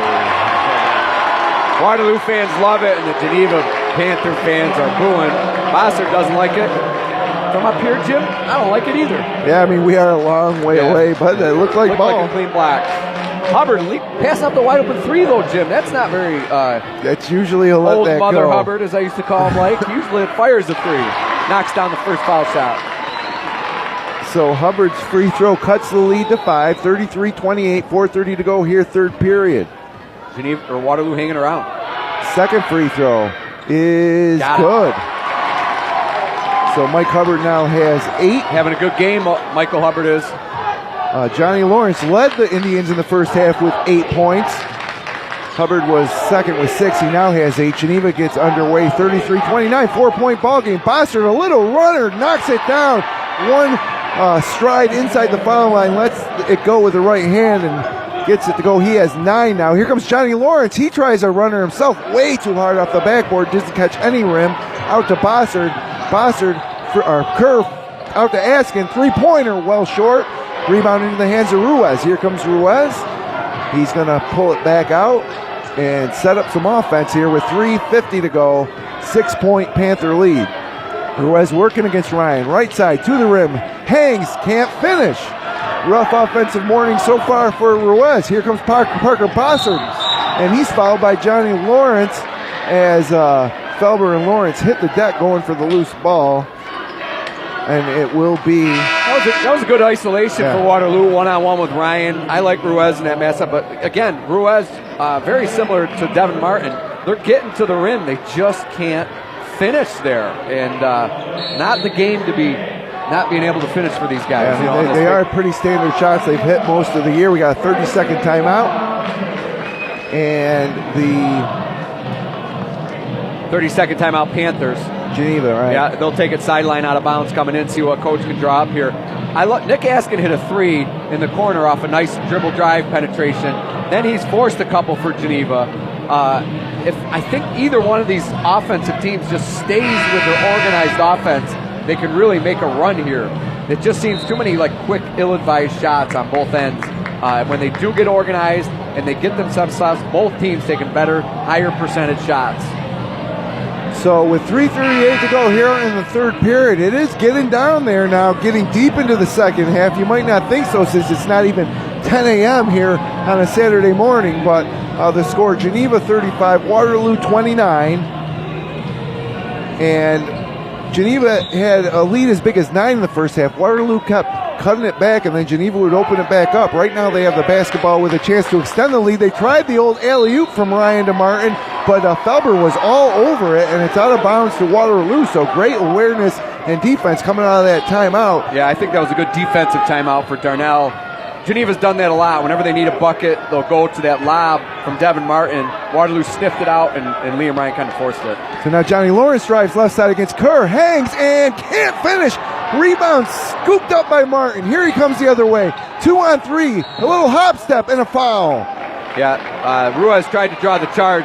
He got himself under the rim, and I think if he was out above, that's when you come play this. You can see that white line, and I don't know if the refs are affected by it by not. It's not a high school rule, but I think he was just a little bit too deep to try and draw the charge, and Martin's going to shoot too here. But a good look down here by Lawrence. A lot of contact, just kind of rolled out. And again, that contact's not been called all night, so they're keeping it consistent, the officials. Martin makes the first free throw, and for some reason now they don't post a player foul here. I mean, it's really ridiculous. Well, a sectional final, it should all be self-explanatory for you. The fans have no idea who the fouls are on or how many they have unless they're keeping book. Yeah, that one was definitely on Ruiz. I don't know how many fouls it was on Ruiz. I think it's only one or two. I think that's just his first, but... Anyways, it's back up to an 8-point lead, 3:04 to go. Waterloo basketball. Ruiz working it up court against Liam Ryan. Across the timeline in the middle of the court over that Section 5 logo. Left side to Johnny Lawrence. He holds. Lawrence drives left side, tries to cut back, loses it. Ruiz comes and scoops it up. Now bounce pass baseline to Felber. Blocked by Martin. Out of bounds on the sideline. Big block by Martin. And that's the one as a coach. Devin Martin's in the worst possible defensive help position you can be in. But because he can jump so high and fast, he pins Felber's shot against the glass. And then right out of bounds on the sideline. Really acrobatic block. 9 seconds on the shot clock here for Waterloo. I'd enter it into Sluka, see if we can get anything on Martin here. They got Sluka with it. Now back to Ruiz. 6 seconds to shoot. Ruiz near midcourt. They know the shot clock's They down. don't know. They have no idea. Adi knows, though. He takes one step and he can't get it off. It was short anyways, and it'll be Geneva basketball. Shot so clock, a little mental error from the senior Julian Ruiz there. He was holding the ball with like 4 seconds on the shot clock near midcourt trying to set up offense. It's not that loud down there. You know, it sounds loud here, but as a coach and a Steal player, by Ruiz. Corner three. No. Offensive rebound, though. Hubbard puts it back up. No. And rebounded by Martin. Here comes Martin the other way. 3-on-2. Martin leaves it for Harrison. Harrison going to pull it back out front, and why not with an 8-point lead, 2:16 to go. Into the corner for Kerr. Kerr three ball. Good! Wide open three. Missed assignment by Waterloo. That's why you back it back out and see what's open. Wide open three in the corner for Kerr. Timeout, Waterloo. So the Kerr three-pointer is first points of the game. Biggest lead of the afternoon or the morning for Geneva, 40-29. What a sequence. Julian Ruiz got a steal off the inbound pass underneath his own basket, stepped out to the corner, wide open three, in and out. Martin scoops it up, heads down court, finds Kerr in the corner. So that's really a 6-point swing. I agree with you, Jim. And the Ruiz, great steal by him, but he never really got his feet set in the corner for that three. He could have taken it in one-on-one. Probably would have been a little bit better shot, but if he does knock that down, big momentum swing. Instead, we go the other way. Wide open three in the corner for Geneva, and now the biggest lead of the game at 40-29 with 2:06 left. Waterloo really needs a bucket here. I got to tell you, Corsi, too, everybody that we work with here at FingerLakes1.com Sports, such big basketball fans, and, you and I are working this game along with Jeremy Hunt, and but also Kevin Sharp here today, who I called the game with last night. Mike Alessio, Dave Barnick's here today. Yep. I think that's why the product we produce here is so well received by fans, because it's produced by fans who are fans ourselves who love high school basketball. Yeah, I'm driving here this morning just excited, and look, I'm pulling for Waterloo. I know it's a neutral court. Sorry, Geneva fans, but I worked at Waterloo for 15 years. I got a lot of great close friends there, and I taught. This was the last class that I taught, the senior class as 6th graders. So I'm excited, but last night I was excited about Red Jacket Whitman. Ruiz turns it over. Here comes Ryan. Ryan turns it over, but he falls to the ground. Now Lawrence on the ground and ends up in Askin's hands. And now Nasir Harris controls, and it's Jagger Kerr into the corner. Devin Martin thought about a three. Dribbles between the legs, pulls it back out top of the key, tries to get inside again. A little hop step to the rim, and we got a foul on the ground before the shot. And his hands are so quick, Junior Martin. He just gets the shot off so fast. He's tough to guard. He really is a difference maker, even though he hasn't had a great offensive game tonight. 40-29 this morning, right. Now a 3-ball from Askin, corner, back iron, no good. Hauled in by Felber. Oh, he traveled. And he traveled. Man. Just frustration. The one thing, Jim, you're watching the game, and I know people at home aren't. Both these guys they're all getting skid marks and elbow bruises. Both of these teams are on the floor fighting like it's the last game they're ever going to play. We're getting great effort out of both of these teams. No. Inbound pass to Harrison. He's open for 3. No, it's short. Felber with another rebound between 3 Panthers, rips it away, and he was fouled. Looks like it might be Askin with 1:24 to go. Geneva up 40-29. And even with the 11-point deficit, just the way these teams have played all year and knowing the makeup of this Waterloo team, I don't think it's even close to being over yet, obviously, with 1:24 to go, third period. Sluka inbounds, dribbles across the timeline, near side, hands it off to Ruiz. Ruiz possibly playing his last game in a high school uniform along with Michael Hubbard and Joel Kraft and the other Waterloo seniors. It goes into the corner. Ruiz for 3. No! Good kick by Sluka. Just couldn't get the 3 to go for Ruiz. And we got a foul as Kerr corralled the rebound. Looks like they're going to get Johnny Lawrence. Adi. That one's on Brian Adi. Yep.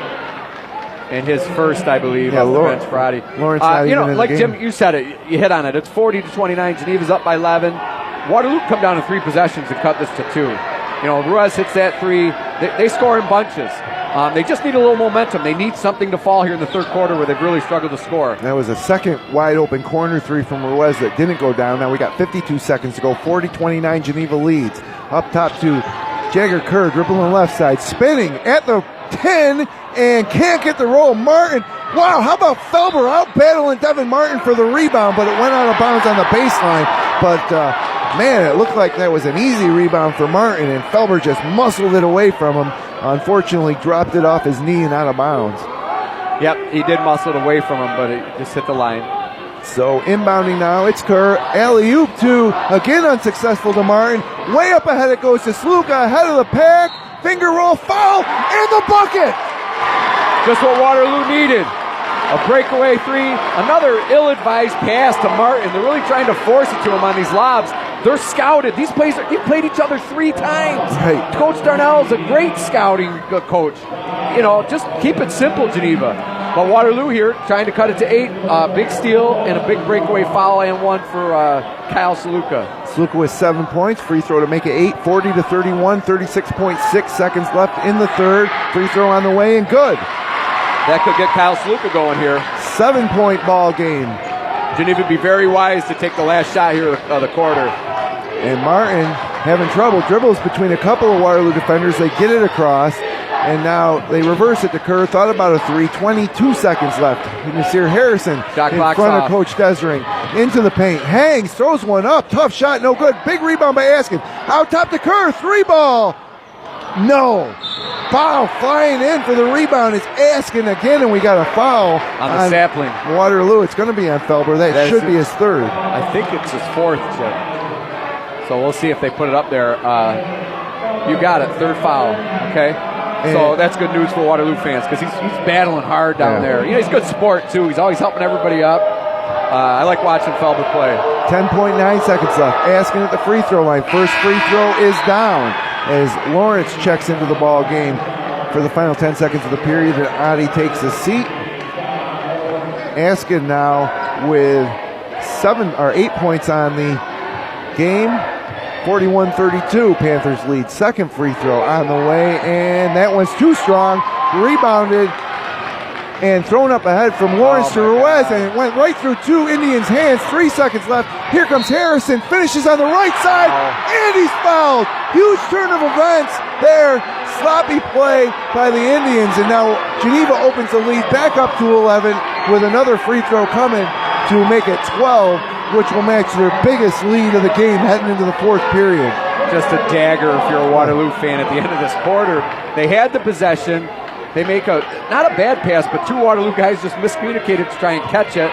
Ends up in Geneva's hand, and now a possible 3-point play here by Harrison. 3rd foul on Johnny Lawrence. 2.6 seconds left. Free throw on the way is in and out, but Devin Martin there for the putback, can't get it to go. Sluka rips it down. His full court shot attempt comes after the buzzer, and we have 8 minutes to go here to decide a sectional champion in Class B2. Once again, your final or your score after 3 periods of play here at the Blue Cross Arena: Geneva 43, Waterloo 32. Championship Saturday, heating up on FingerLakes1.com.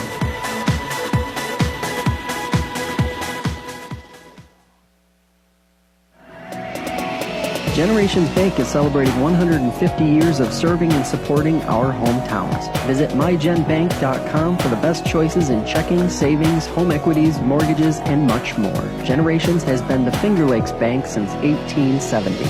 Generations Bank, member FDIC. DeSanto Propane is 4 generations strong as a trustworthy family-owned business with unmatched customer service. Go online at DeSantoPropane.com for more info. DISANTO Propane.com or call toll-free at 1-800-752-4574 today. DeSanto. Since 1937, the difference has been DeSanto Propane.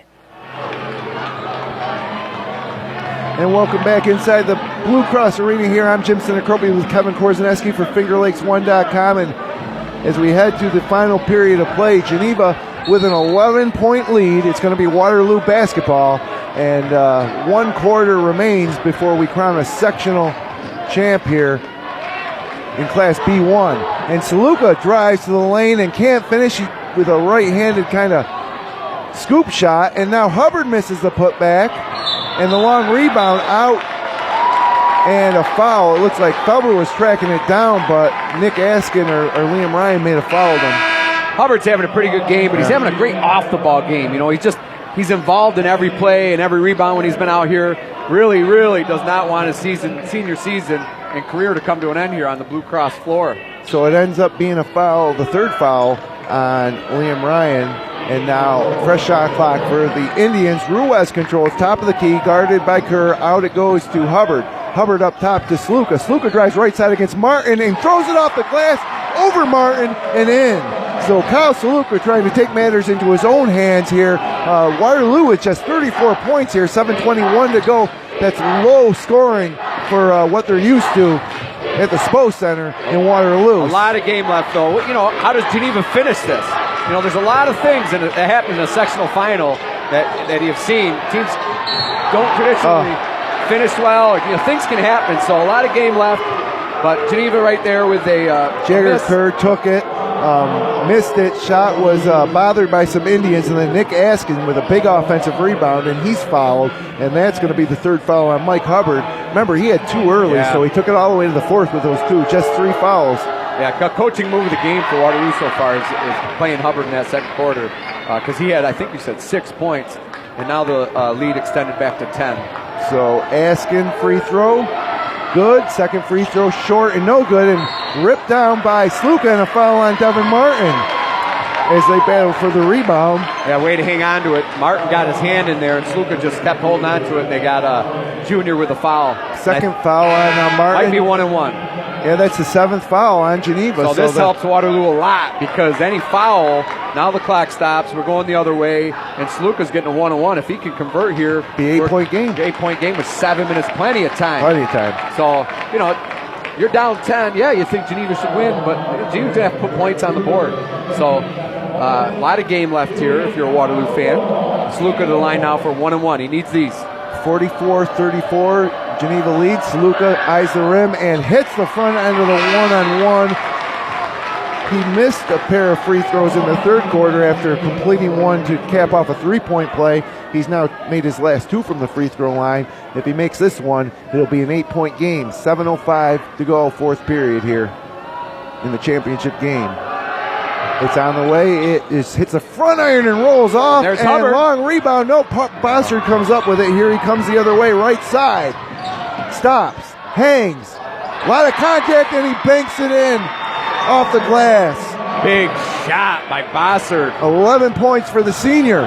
Here comes Ruiz. Hangs, corner. Hubbard 3. No.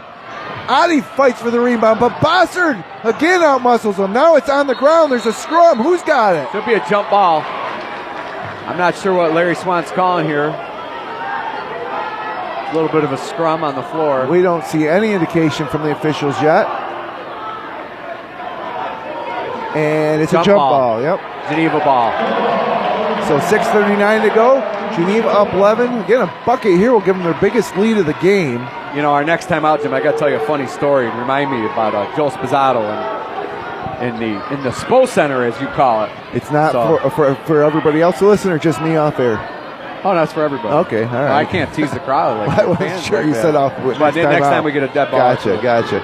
So here comes Nasir Harrison, top of the key to Devin Martin. Martin quiet tonight offensively. Harrison gets the ball back, and with 20 seconds to shoot, Geneva trying to get some offense underway. Kerr now working off a pick from Askin. Out top to Harrison. Harrison now to the corner to Jagger Kerr. Harrison gets it back again. Top of the key, drives right side, misses the layup, and Askin goes up for the rebound and could have been over the back on Felber, but instead of jump ball, this time it goes back to Waterloo. And here comes Johnny Lawrence. Quick jump ball, too. I agree, Jim. So Waterloo ball. Geneva back in the full court man-to-man press. I like it. Let's see if we can. Waterloo Ruiz hasn't been out of the game. Yeah. He's had to play this game with mostly Liam Ryan on him, but now it's Jagger Kerr. Just 2 points for Ruiz as he passes right side to Hubbard. Hubbard picks up his dribble, finds Felber top of the key, reverses to Lawrence. Lawrence up top now to Ruiz. Thought about a three, but Kerr right in his face. Now he spins and goes by him, and he throws it up on the rim, and he gets it to go, and he's fouled. He's had a lot of those attempts tonight, and he's missed a lot of them. He gets it here when it counts in the fourth quarter. And he had a lot of help. He had Junior Martin coming over trying to swat that, so he does a great shot to get off. How about that story? Well, Spazzato designed the SPO Center, the gym. You know, most Waterloo fans will know this. To replicate this gym we're in right now, the War Memorial. You know, that open-ended with the door shut. Right. I always wanted it closed. He wanted it open. Get the kids ready for the finals. And, this is the first time they've been here in 20 years.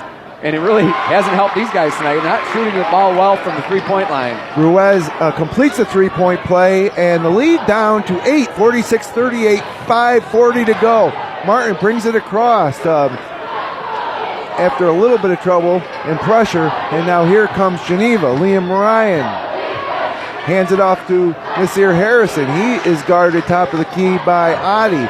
Pick set by Parker Bossard. Harrison drives. We should have an offensive foul. No. It's a good call. He's got Felber before with a hold. If Felber didn't hold him, it would have been an offensive foul. That should be 4 on Felber. Yep. And the Waterloo fans don't like it. Yep. And now Geneva also in the bonus. Both teams with 18 fouls. Adi checks out.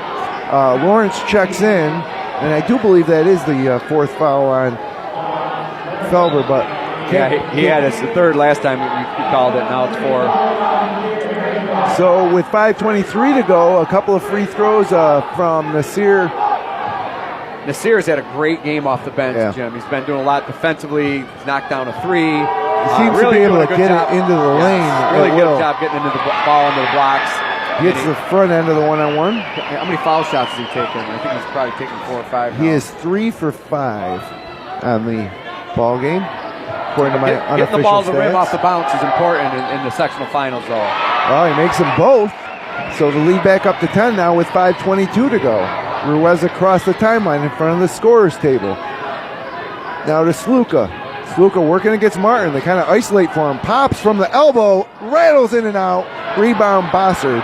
Bossard to Ryan. Ryan head up ahead to Martin. 48-38, Geneva with a 10-point lead. Way up top it goes to Harrison. Harrison working against Ruiz to the hole, and he's fouled again. So they're having a tough time containing Harrison on the penetration, and more free throws coming. I love the play off Harrison off the bench. And quite frankly, he came off the bench, but he's played just as many minutes as any Geneva guy, maybe Martin. So a great move by Coach Desering, keeping Harrison in there, seeing that Waterloo's having a difficult time keeping him out of the paint. So Harrison has made his last 3 free throws. He's actually 4 of 6 on the evening, and this one rims out. Still got 5 minutes left if you're a Indian fan here, but Geneva couple kids look a little cautious, Yeah. but a couple kids still attacking pretty hard. So, Waterloo's really got to win this on the defensive end. Second free throw, good. So back to 11. It's been at 11 several times during the ball game. Waterloo been able to answer. Let's see if they can do it again. Here comes Felber. He's swallowed up by Bossard and fouled. So now Felber will shoot some free throws. So we might have a free throw shooting contest coming down here the last 4:51. Not very exciting for the fans here, but you summed it up pretty good. I like the word you used. He was swallowed up by Bossard there. Hands all over him. Now Felber will be back next season as a junior, along with Brian Oddie, forming the core and Saluka of that varsity team, and of course Kyle Saluka. Yeah, You're so getting that's a great preview good here. threesome. You're getting a great preview here of the front runners of the Finger Lakes East next year, Junior Martin and Kyle Saluka. Possible potential player of the years, and they've been going at it one-on-one all day, and it's been a draw. Neither one having a great game. Big free throws by Felber, 4 for 4 from the line now. 49-40, lead back to single digits. Full court pressure. Not much trouble for Geneva as they get it across the Bossard. Inside to Devin Martin. He lays it in with the right hand off the glass. Thought he might slam that one down, but instead with a kiss. That was all Liam Ryan. Poised, senior, 3-year starting point guard. Just broke the press by himself with a couple back dribbles. Really good job. Here comes Ruiz. Hangs, lets it go. He's off balance, off the front iron. Gets his own rebound, puts it back in over the front of the rim. And we got a whistle for a quick timeout. Timeout, Waterloo. Coach Darnell. So Julian Ruiz coming alive a little bit here in the fourth quarter. He's got 5 points in the fourth, 7 on the game, 51-42, 4:21 to go. And let's start with Geneva, Korzy. If you're Coach Desring, what are you telling your guys now with this lead with 4:21 to go? Get the ball to Liam Ryan. Waterloo's trying to press, and he just did a great job. He never dribbled. He caught the ball too deep in the corner, I thought, so I really paid attention to the diamond press that Waterloo had a trap on, and he waited. He didn't have anybody in the middle. He didn't have anybody reversal. It's kind of like a quarterback making your checks. Where do I look? Is the middle open? That's number one. Is my reversal open? Then I'm going sideline with it. He had no options. He then, after about 3 or 4 seconds, took a dribble back, used the dribble, beat the trap by himself to the middle of the court, found the guy open at the top of the key, which was a quick bounce pass, and then to Martin. But that's the stuff you kind of don't see, having a senior point guard like that with great poise and good court vision. He's quick. He's got a great handle. So I'm telling my kids right there, try to get it into Liam's hands, and here is where we're going to try and beat this diamond press. The one thing that Liam doesn't do, and he's a running back on the football team, not a quarterback, is see well over the defense. So if you're Waterloo, continue with that hard trap and slide your feet, don't foul him, and try to contain him. So as you can see, Geneva comes out here in the full court press. They got 3 guys at half court. Al Martin's kind of creeping up now, so you see a traditional. Nope, just the 3 guys at half court. So it's Martin and Ryan, and Waterloo's got 3 defenders. That'd be interesting. They get it in easy enough. Now they'll look for the trap. And Lawrence and Saluka go for the trap. Oh, the pass hit the net, but it ends up in Ryan's hand. He's bumped from behind by Oddie. And now Lawrence checking back in for Oddie. I think they're going offensive-defensive with Oddie and Lawrence. Tim Darnell's doing a great job of pressing this team. But when you got kids like Junior Martin and Liam Ryan there, they're really hard to press. And what an asset and tool Liam Ryan is for Coach Desingen right now as we go down the stretch with Geneva with the 9-point lead. Ryan going to the line shooting 2, I believe. Yep, that would be the 10th team foul on Waterloo, and the senior Ryan knocks it down, just his first point of the second half, 6 on the night, as the score now back up to double digits, 52-42, and once again the Liam Ryan free throw, this one off the back iron, and an offensive rebound by Harrison. A couple Indians down on the ground, back into Ryan's hands, over to Bossard, and Geneva now in no hurry. Nope. Shot clock at 22. We're at 4 minutes to go in the ball game. 10-point Panther lead. Harrison hands to Martin, almost stolen by Lawrence, but instead Martin again gets the shot off the glass too hard, gets his own rebound, pulls down another offensive rebound, kicks it out to Harrison for 3. Back iron, no good. Saluka with the rebound. They got numbers if they want them. 3-on-1. Here comes Saluka. Keeps it. Charge. And an offensive foul. Yep. Great take by Parker Bessard. I don't know why Saluka didn't look for the bounce pass on the wing. It looks like he had a traditional 2-on-1 with a trailer, a third trailer. But instead he took it to the basket. Offensive foul. Big play. Great charge by Bessard. But you could see it coming kind of from the three-point line, Jim, that he was set. And Sluka, that's where I love the Euro step, and we've been working on it just with our AAU team. I put a dummy defender out. We got big defenders that we use. And we put that guy in the middle of the paint like Felber's been all night, like Bassard was there, and you got a Euro step around that if you're going to take a finish. You can't just go right through him. It looked like Sluka almost wanted to dunk, but he did have somebody trailing his right. And, it's going to be Geneva ball out of bounds, 3:37 to go, and we're going to see the exact same trap situation that we saw the last time out here. Lead still at 10. It's got to be getting frustrating for the Indians, who haven't been able to push back since early in the second quarter to get this lead down under 5, where we really have a ball game. 3:37 to go now. If you're Coach Tim Darnell, how do you keep your guys focused and into this game? Well, you just focus on the X's and O's and tell the guys it's not over. It wasn't 3 weeks ago that they had us by 10 and we lost the game by 8. So the kids know it. You got to feel it, but you just got to keep them composed for another minute or two. You just got to try and tell them we just need 1 steal and 1 3, and then Geneva will start to worry a little bit. Right. You just need 1 play to make this game turn around. It's only 10. Shift the momentum. Shift the momentum. And Geneva's got to start knocking down foul shots. They're getting 1 out of 2, sometimes 2 out of 2, but they got to be a little more consistent from the free throw line. Ryan missed the second of that last one. So 3:37 to go, more full court pressure from the Indians, the same type of press that Korzy described last time, and it is Martin and Ryan, but they throw it up ahead to Askin. Now he gets it across to Bossard. Bossard drives left side. He's going to shoot it, and he can't get it to go. Martin there with a finish. No. Saluka, they got numbers if they want him again, but he throws it away. And Coach Darnell ends up with a basketball, very upset. They had a 3-on-1 situation there. Just an ill-advised pass by Kyle. Great. This is what you want. Waterloo's up pressure in Geneva, and then Geneva comes down and takes a forced layup. They got to dribble it out and run a set. More pressure. And it's turnover. Sluka up ahead to Adi. Lays it up and in with the right hand. 8-point lead. 3:12 to go. Again, more full court pressure. Adi took it from Ryan. This time Martin gets it across, guarded by Sluka. 52-40, Panthers lead, 3 minutes to go in the ball game. 8-point deficit for the Indians. They're going to play defense with 3 minutes to go here. We're not in a foul situation yet. Out to Ryan. Ryan into the paint. Hangs, finishes over the front of the rim in traffic. Woo! So the senior with a big bucket to get the lead back up to 10, 2:41 to go.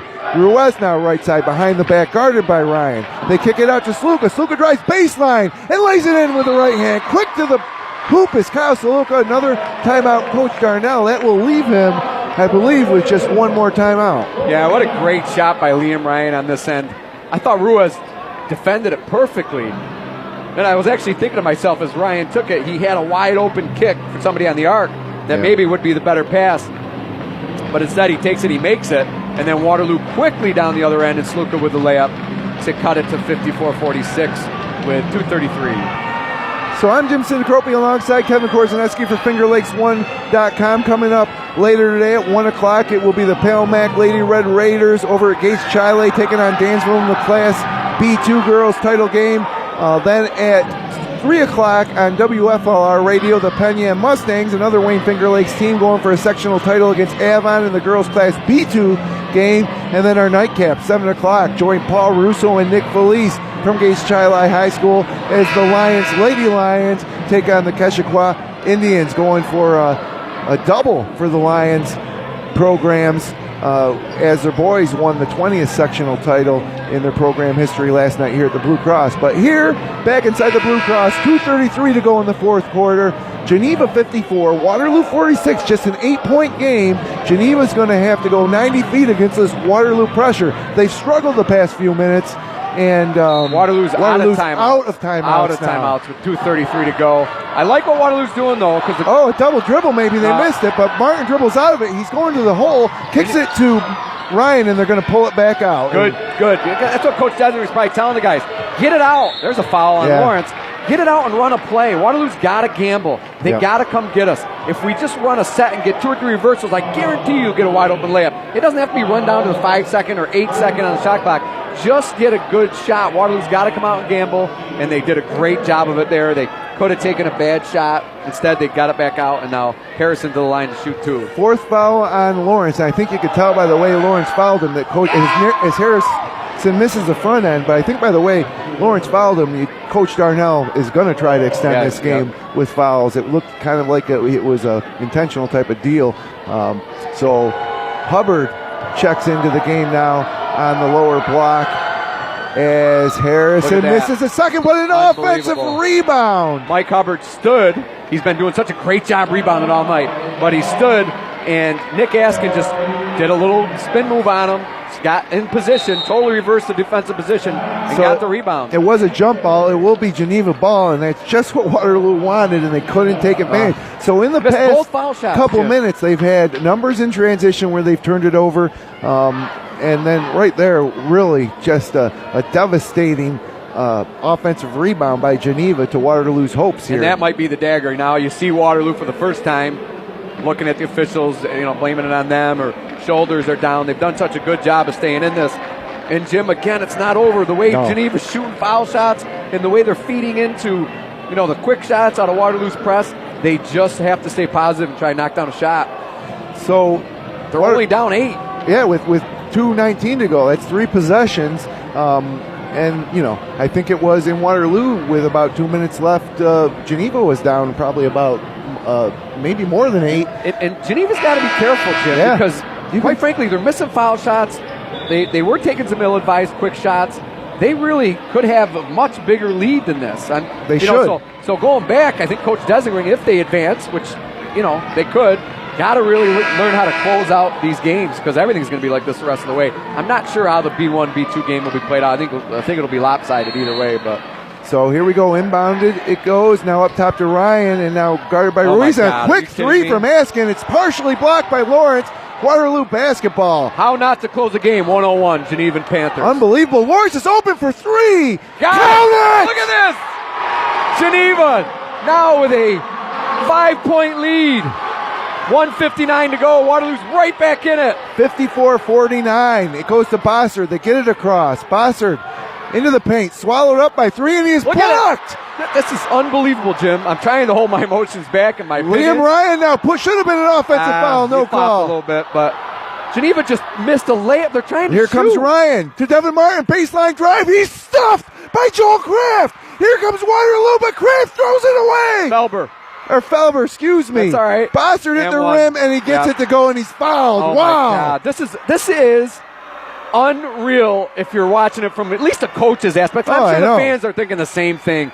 Geneva's down here out of an inbounds play with an 8-point lead and a full shot clock. Taking a 3, it gets blocked. They leave Johnny Lawrence wide open on the other end. He buries it. Geneva comes down and takes another shot. Lucky to get away with it. And then Felber comes up with a big, huge block on Devin Martin. It looked like he was going up for a dunk. Felber blocks it, and then he takes it and just throws it away. Waterloo should have had the ball with down 5. They missed again. Missed free throw, but Devin Martin, another offensive rebound. The ball's out of bounds. Are they got a foul? If you're not a basketball fan. Larry Swan's got a foul. He's got a foul. If you're not a basketball fan. This is why basketball is great, and this is why you got to play the game, right? You just think Geneva's got it wrapped up. All they got to do, and then they miss foul shots. And now, again, Geneva misses 2 more foul shots, and Devin Martin gets the offensive rebound. Nobody's boxing them out. So just to reset, the lead's at 7. There's now 1:26 to go in the 4th quarter, but Geneva's given Waterloo every opportunity to get back in this game as Martin misses again. It's unbelievable. They're doing everything they can to let Waterloo Corsi, I got 6 straight missed free throws for Geneva. Unheard of. And now he's ready to shoot the second, and he makes it. So it's just 6, though. Yep, here comes Waterloo Lawrence. 1:24 to go. Back to 8. 8-point lead. Lawrence, a little stutter step and finish, and Johnny Lawrence having a nice ball game here at the Blue Cross Arena. Hubbard with it to Lawrence for 3 in the corner. No, in and out. Long rebound out to Sluka. Lots of time. 1:06 to go. 57-51. Sluka took a bad 3 contested. It's out of bounds. It was an air ball. And it's going to go back to Geneva as Brian Oddie checks back into the game. That's where he could have used a timeout if you're Coach Darnell. Sluka just could have taken it right down the lane, I think, and got a layup. That would have cut it to 4. Hubbard takes a seat. 1:01 to go. 57-51. 6-point game. Here comes Harrison, and he was fouled by Oddie from behind. Foul him quick. Harrison, geez, he's missed his last 4, I think, Jim. What has he missed? Harrison has missed 3 of his 4. last 4, but he has made 3 of 6 in the 4th period. Well, I'm not happy with 3 of 6. No, crying out loud. 4, 5. You know, that 4 or 6 would make me happy. He is 5 of 10 on the morning here, as it's just short. I give a lot of credit to the Waterloo Indians, though, a.m. Jim. They are really fighting this to the tooth. Johnny Lawrence, Ruiz, Saluka, Felber, Adi all out there right now. Hubbard's checking in probably for Adi here. 58.3 seconds to go, 6-point Geneva lead, and Harrison at the line, and he misses. Oh, my gosh. That one was short. It almost wanted to tumble over the front of the rim, but instead fell back towards Harrison and out, so the lead remains at 6. Second free throw coming. Geneva does have a timeout if they need it. Devin Martin and Nick Askin in the lane as the second free throw goes no good. This time it's a rebound. Here they come. With the rebound, almost turned it over again. 52 seconds. Saluka up ahead to Lawrence. Lawrence between the legs, thought about pulling up. Now Saluka top of the key. He pulls up for 3. Too hard, no good. Long rebound, battled for, and a foul on Nick Askin. So free throws coming. Waterloo shooting 2. For, it should be Michael Hubbard. Yep, I like that for Waterloo. If you're a Waterloo fan, you're down 6 with 43.7 seconds. You can get it to 4 here. I don't love the shots that Waterloo's getting from Kyle at this point. He's just not square to the basket. Maybe a little penetration and kick, but you can't talk about it because you're out of timeout. So Hubbard knocks down the first free throw. He's got 3 points in the second half, all on three free throws. 9 points on the game, 57-52, 5-point game, 43.7. Hubbard, deep breath. Free throw number 2 rolls around and in. So sub for Adi, defensive sub for Hubbard. Hubbard must have 4 fouls. They're going offensive defense. Yeah, Hubbard with 4, Felber with 4, Lawrence with 4. Waterloo has not been this close since the second quarter. They're within 4, 43.7 full court pressure. They get it into Kerr. Kerr splits the defenders, and now Lawrence fouls them. So that might be it for Johnny Lawrence. A lot of dribbling by Geneva. Yeah. You know, as a coach, you don't want all this dribbling because Waterloo's really converging. You know, a couple dribbles, pick it up, use a timeout, 40 seconds left. So the senior Johnny Lawrence fouls out. He's still on the court. I don't think he knows here yet. He but Hubbard's coming in for him. Or Adi coming in? Hubbard. Adi's in. Oh, Adi's in. Adi will stay in. Good sportsmanship by Johnny Lawrence, going over and shaking the official's hand that fouled him out, you know. So nice to see by the senior Johnny Lawrence. Hoping it's not his last time on the court. Boy, and you miss him because he has, if he hasn't made the 3, he's been pretty close. Been all over the place in the fourth quarter. And now the first free throw by Jagger Kerr is no good. I've never seen such poor free throw shooting down the stretch. Waterloo's getting a gift wrapped up here by Geneva 11 Panthers. Missed free throws this quarter by Geneva. Kerr. Oh, my God, Martin. Lane violation. Yeah. Devin Martin. He missed it anyway, but Junior Martin was in the lane too early. Geneva doing everything they Waterloo, can to. 40 seconds left, down 4. Everything they can do to give this game back to Waterloo. Inbounded to Hubbard. Over the top to Ruiz. Ruiz quickly across the timeline. Leaves it off for Saluka. Saluka drives left. Hangs and hits. Tough shot over the Geneva defense. Down 2. 2-point game. 30 seconds left. Geneva inbounds, trap, and a foul. Oh, that was a quick one. So, I don't understand this on the Geneva end, too, and I don't want to harp on it because there really are. It's a picturesque game how to blow it. You know, even the best blow it, Boeheim, Krzyzewski. Sure. But they're pressing Waterloo, and somebody's always, like, open. Right. Pick up a half court. Let them walk it up a little bit, but they're speeding the game up on the defensive end. And giving playing right into the Indians' hands. Waterloo numbers once they get it across. So 2-point game, more free throws from Geneva. This time it's Nick Askin. First one's up and no good. This is unbelievable. Stunning. We got a ton of listeners, probably our season high listeners, and if you stayed home, you are missing an awesome comeback by the Waterloo Indians. Second free throw, no good. Devin Martin rebound. No, it's loose on the ground. They're all on the ground. And we got a jump ball. It's going to be Waterloo ball if it is a jump ball. And Martin had the rebound again over Felber, but Felber did a great job of fighting back, just like a football-type move. I think the Waterloo fans realize it now. With 22.4, they are somehow going to have the basketball with a chance to tie or take the lead with a 3. And you got options. You got Saluka. You got Hubbard.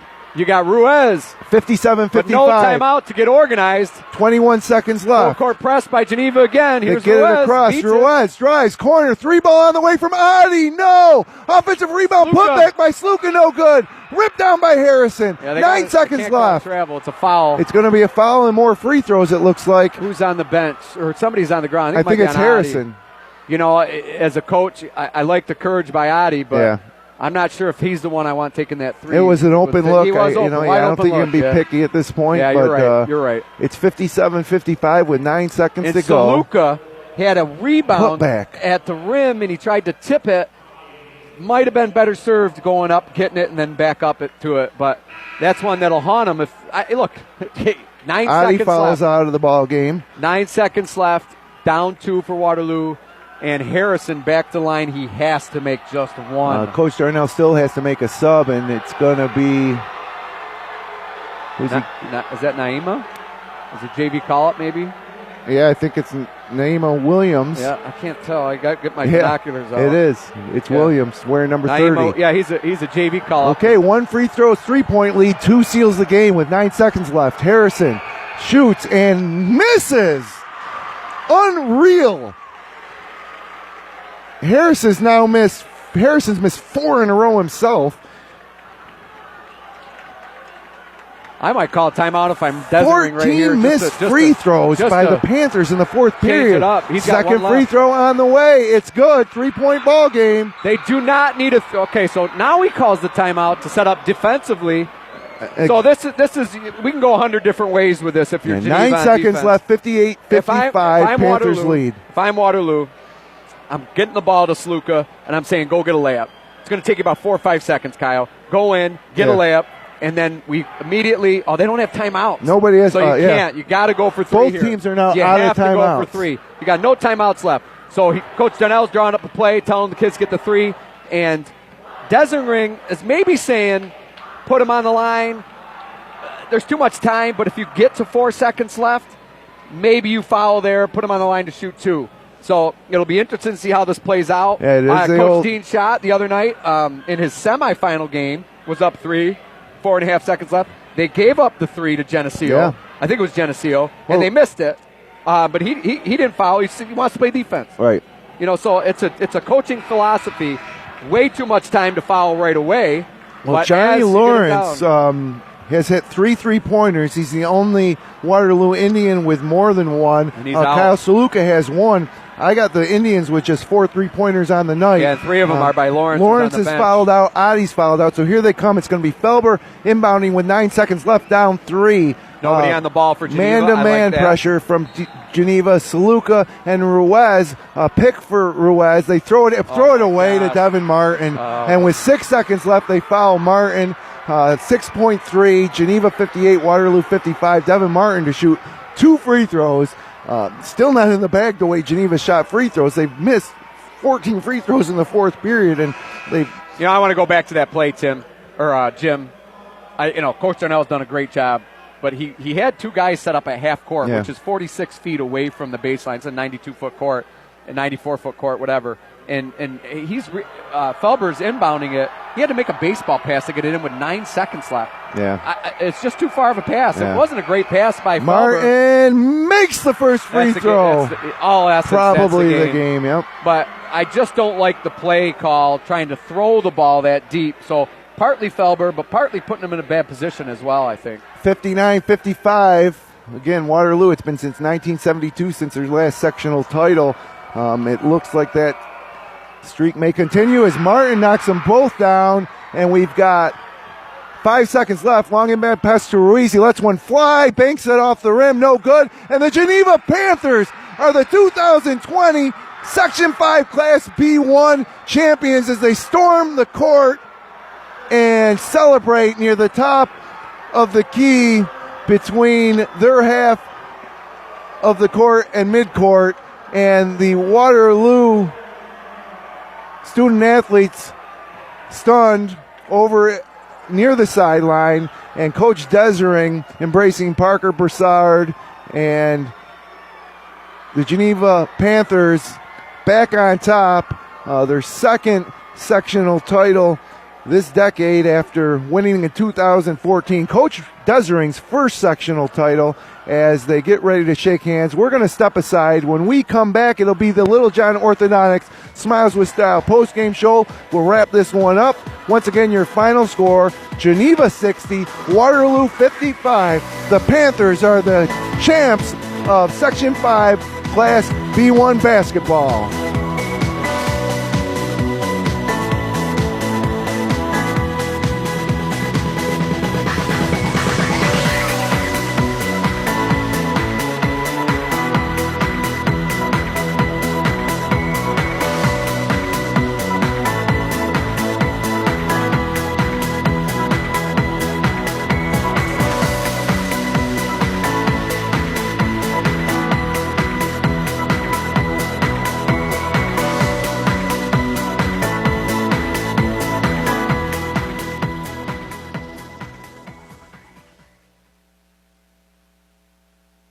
Help FingerLakes1.com bring you more great live local sports coverage by becoming a supporter at patreon.com/FL1. Generations Bank is celebrating 150 years of serving and supporting our hometowns. Visit mygenbank.com for the best choices in checking, savings, home equities, mortgages, and much more. Generations has been the Finger Lakes Bank since 1870. Generations Bank, member FDIC.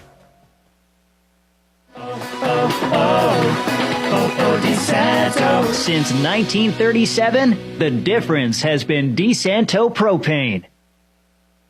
All roads lead to Bill Cram Chevrolet, Waterloo Exit 41, Highway 5 and 20 in Seneca Falls. See all our trucking deals at BillCramChevrolet.com.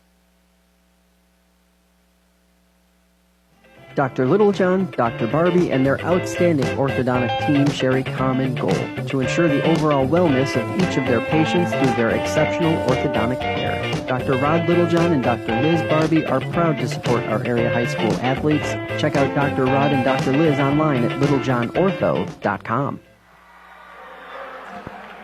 And welcome back, everybody, inside the Blue Cross Arena, where once again your final score here in the Section 5 Class B1 Boys Championship game here on Saturday morning. The Geneva Panthers 60, the Waterloo Indians 55. That's the fifth sectional championship in Geneva Panthers history. For the Waterloo Indians, it will remain a sectional drought. It's been since 1972 since their last, and for a great group of Waterloo seniors, this will be it, as they played their last games in an Indians uniform in Corsi. That was certainly an exciting ball game. Geneva jumped out to a lead early in the first half. Waterloo struck back to get it down under 5. Then Geneva got it back into double digits for most of the second half until deep in the fourth quarter, and then they started missing free throw after free throw after free throw.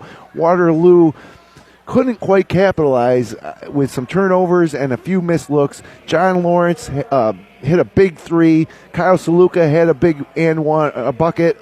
Julian Ruiz had a big and one, but it just wasn't enough as the turnovers late cost them 60 to 55. A little bit too late. But, if Jim, these teams have played 3 times. Basically, Geneva's won every game. Tonight was by 5. They won by 20. They won by 8.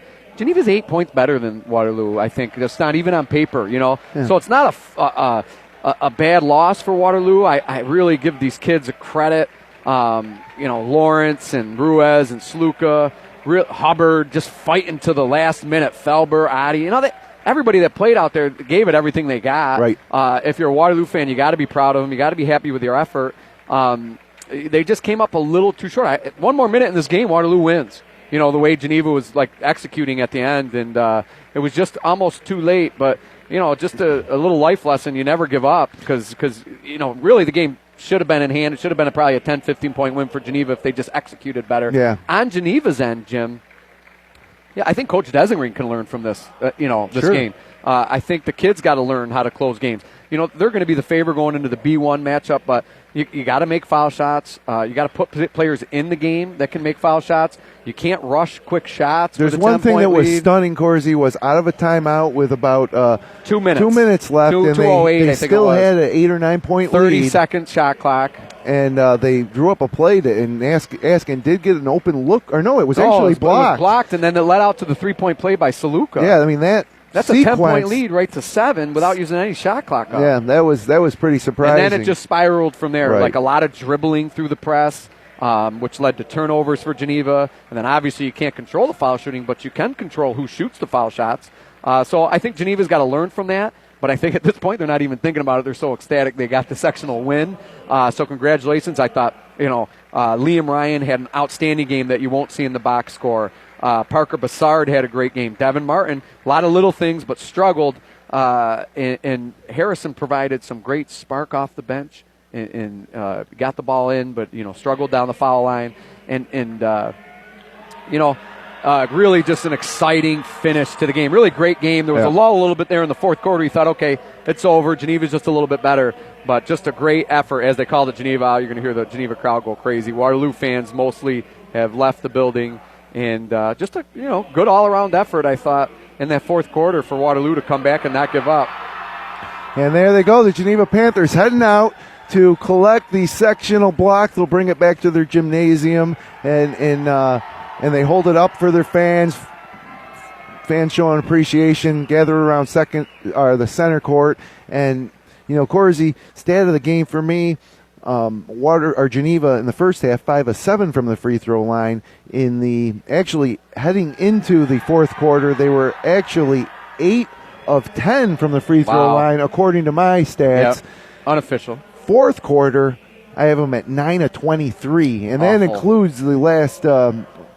Nasir Harrison did make a couple early in the fourth quarter. At one point, we had them missing 14 in a row, and or maybe not 14 in a row. Maybe it would have been 14 of 15, and it was just staggering. A couple times they did get offensive rebounds off the misses, but it was a one-possession game, and Waterloo had the ball. Had to go 90 feet. They turned it over with about 9 seconds to go, and that was the ball game. A lot of we don't have the official stats, but my guess is Waterloo was probably around the 17 turnover mark. Felber had a lot of turnovers off his rebounding. I mean, he played so hard, but a little careless with the ball on the outlet. And, that's going back to a lot of things, not just Felber. Somebody's got to, make a nice banana cut to him like he's taught as a young kid and give him an outlet. But just, Waterloo takes care of the ball a little bit. I think it's a different game as well. But, again, Geneva coming out with a full court man-to-man the entire game, I thought kind of took Ruiz out of his offense a little bit, made the Waterloo guys tired. They're not deep, so I love that full court press. Up until about 2 minutes left, I think I would have called it off a little bit because it created lanes for Waterloo and created easy, quick shots on the other end for them.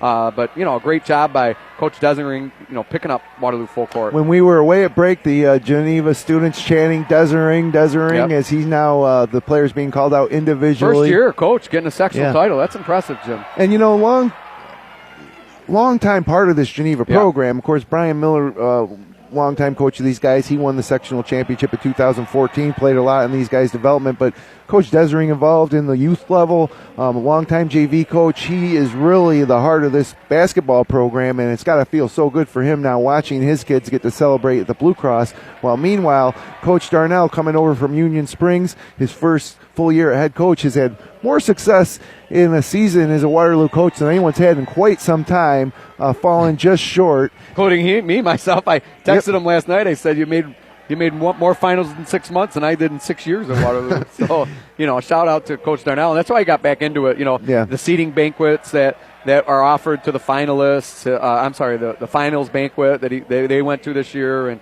this scene right here at the War Memorial. I mean, this is really why he came back to Section 5. And he got a full serving of it in his first year back into the Finger Lakes and Section 5 basketball. So he did a great job with his team, really corralled them into some organization. Yep. And they gelled and got better as the season went on to reach this finals. That win against Newark kind of stamped his all his hard work throughout the season. So congratulations to both these first-year coaches on great seasons. And one gets to move on, and Coach Desering in Geneva, and they will face the winner. I believe it's Wednesday, Jim. Correct me if I'm wrong. Yeah, I'm hoping for a doubleheader with B&C. I don't know if they'll do that. Yeah, but they usually don't do that unless they're going to do it here, but it's probably not going to be here either. So Geneva will face the winner of Wayland Cohocton, who's back in the finals for the second year. And Avon. Yeah. Avon would be the slight favorite in that game. Actually, Avon, I think, beat them by 20 about 3 weeks ago. So I would look forward probably to a Geneva-Avon final. But Wayland Cohocton shocked Wellsville last week, so we'll see what happens. Well, I'll run down the final scoring here as the Geneva Panthers still going through the ceremony. And we watch as one of the most difficult things for a high school team, the losing end of a sectional final. They have to sit and watch the other team celebrate before they announce the all-tournament team, which I think, is this perhaps the Sportsmanship Award with Jagger Kerr and Joel Kraft coming out to midcourt? That's always a nice honor. So it will be Kerr and Kraft, and then we should get the all-tournament team. Real quickly, I will run through the final stats for Waterloo. This is unofficial, as we didn't get stats up here like we normally do from the floor at the Blue Cross. But I have Michael Hubbard with 10, Kyle Sluka leading the way with 15, Johnny Lawrence with 13. Really impressive game all around for John Lawrence in his final game in Waterloo Indians uniform. He finished with 13. As I mentioned, Kyle Sluka with 15. He'll be back next year. He's just a junior. Michael Hubbard, last game, one of my favorite players to watch over the past few years. 10 points, 7 points for Julian Ruiz, 6 for Devin Felber, just a junior, 2 for Joel Kraft, senior, and junior Brian Oddie with 2.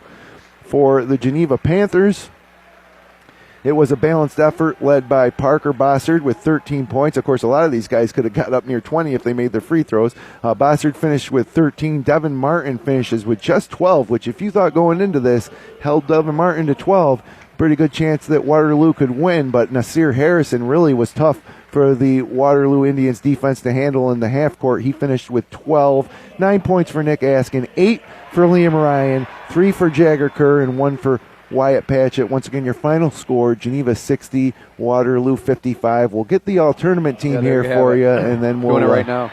So who was the first guy that... So the first guy... Josh Green for Newark. It was Green? Yeah. Josh Green for Newark. I figured Hartzell from Odyssey might be the other guy. I don't know if he's here or not.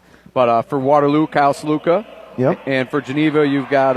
Bossard and Askin. Askin had a And here comes Liam Ryan. I thought Liam was... you're not going to see it in the box score. Yeah. It's one of those things as a coach. You give him a hug at the end of the game and say, great job. You did a great job on Ruiz. You did a great job of handling. Hit a couple big shots. Mike Hubbard's coming out. Yep. He's all-tournament team. Well-deserved. I thought he left his heart right out there in the middle of the court.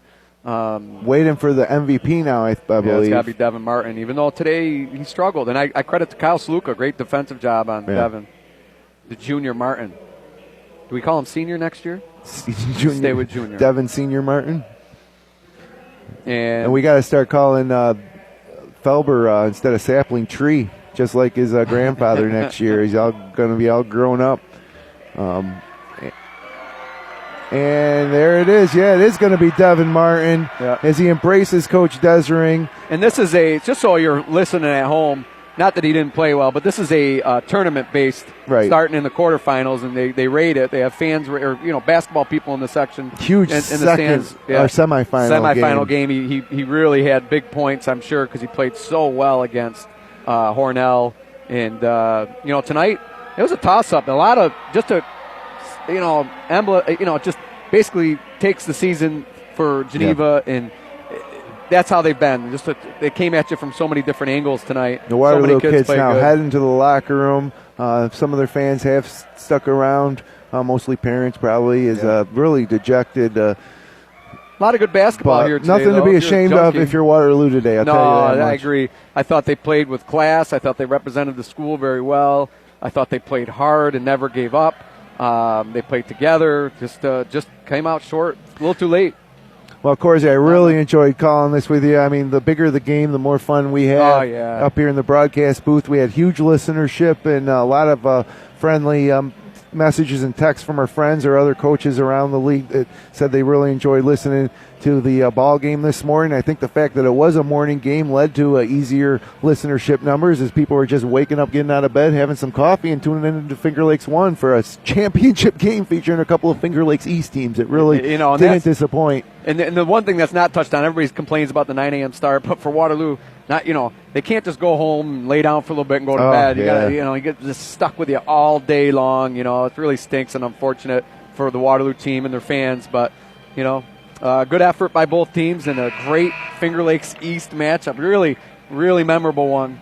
So Geneva is now gathering for the post-game photos towards the side of the hockey rink, and we're going to get out of here, pack up, and head over to Gates Chi-Li. Coming up at 1 o'clock, it's the attention on championship weekend turns to the girls as 3 Wayne Finger Lakes teams with a shot at sectional titles. First, it'll be the Palmac Red Raiders against the Dansville Mustangs, and I'm going to call that game again with Tani Robinson. And Korzy, I got to tell you, I don't know if there's any records for the most games called in a week, but this game on 1 o'clock is going to be my 10th game on play-by-play in the last 6 days. You have to check with Ted Baker to see how many he's done in a week, but I think you got him beat. I doubt he covered as many as you have. He does a lot of different My sports. wife and I were listening to the game last night, both games, listening to you guys, and, we said, you sounded great, and I said, God, he's got to be exhausted. He's absolutely got to be exhausted calling all these games because, especially with the radio, you're doing so much more talking than you normally would if it was a television broadcast. I wouldn't miss it for the world. It was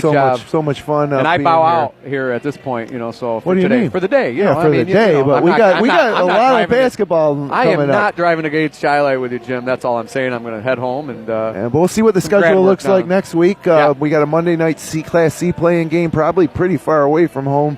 Who we got? Whitman and Kelmum. So that'll be a distance between them somewhere. And then on Wednesday night, we'll see who's going to meet Lions, either Whitman or Kelmum. If it is Lions, that probably will be a great local game. Lions Whitman could be at Waterloo. Yeah. At Waterloo or even Newark.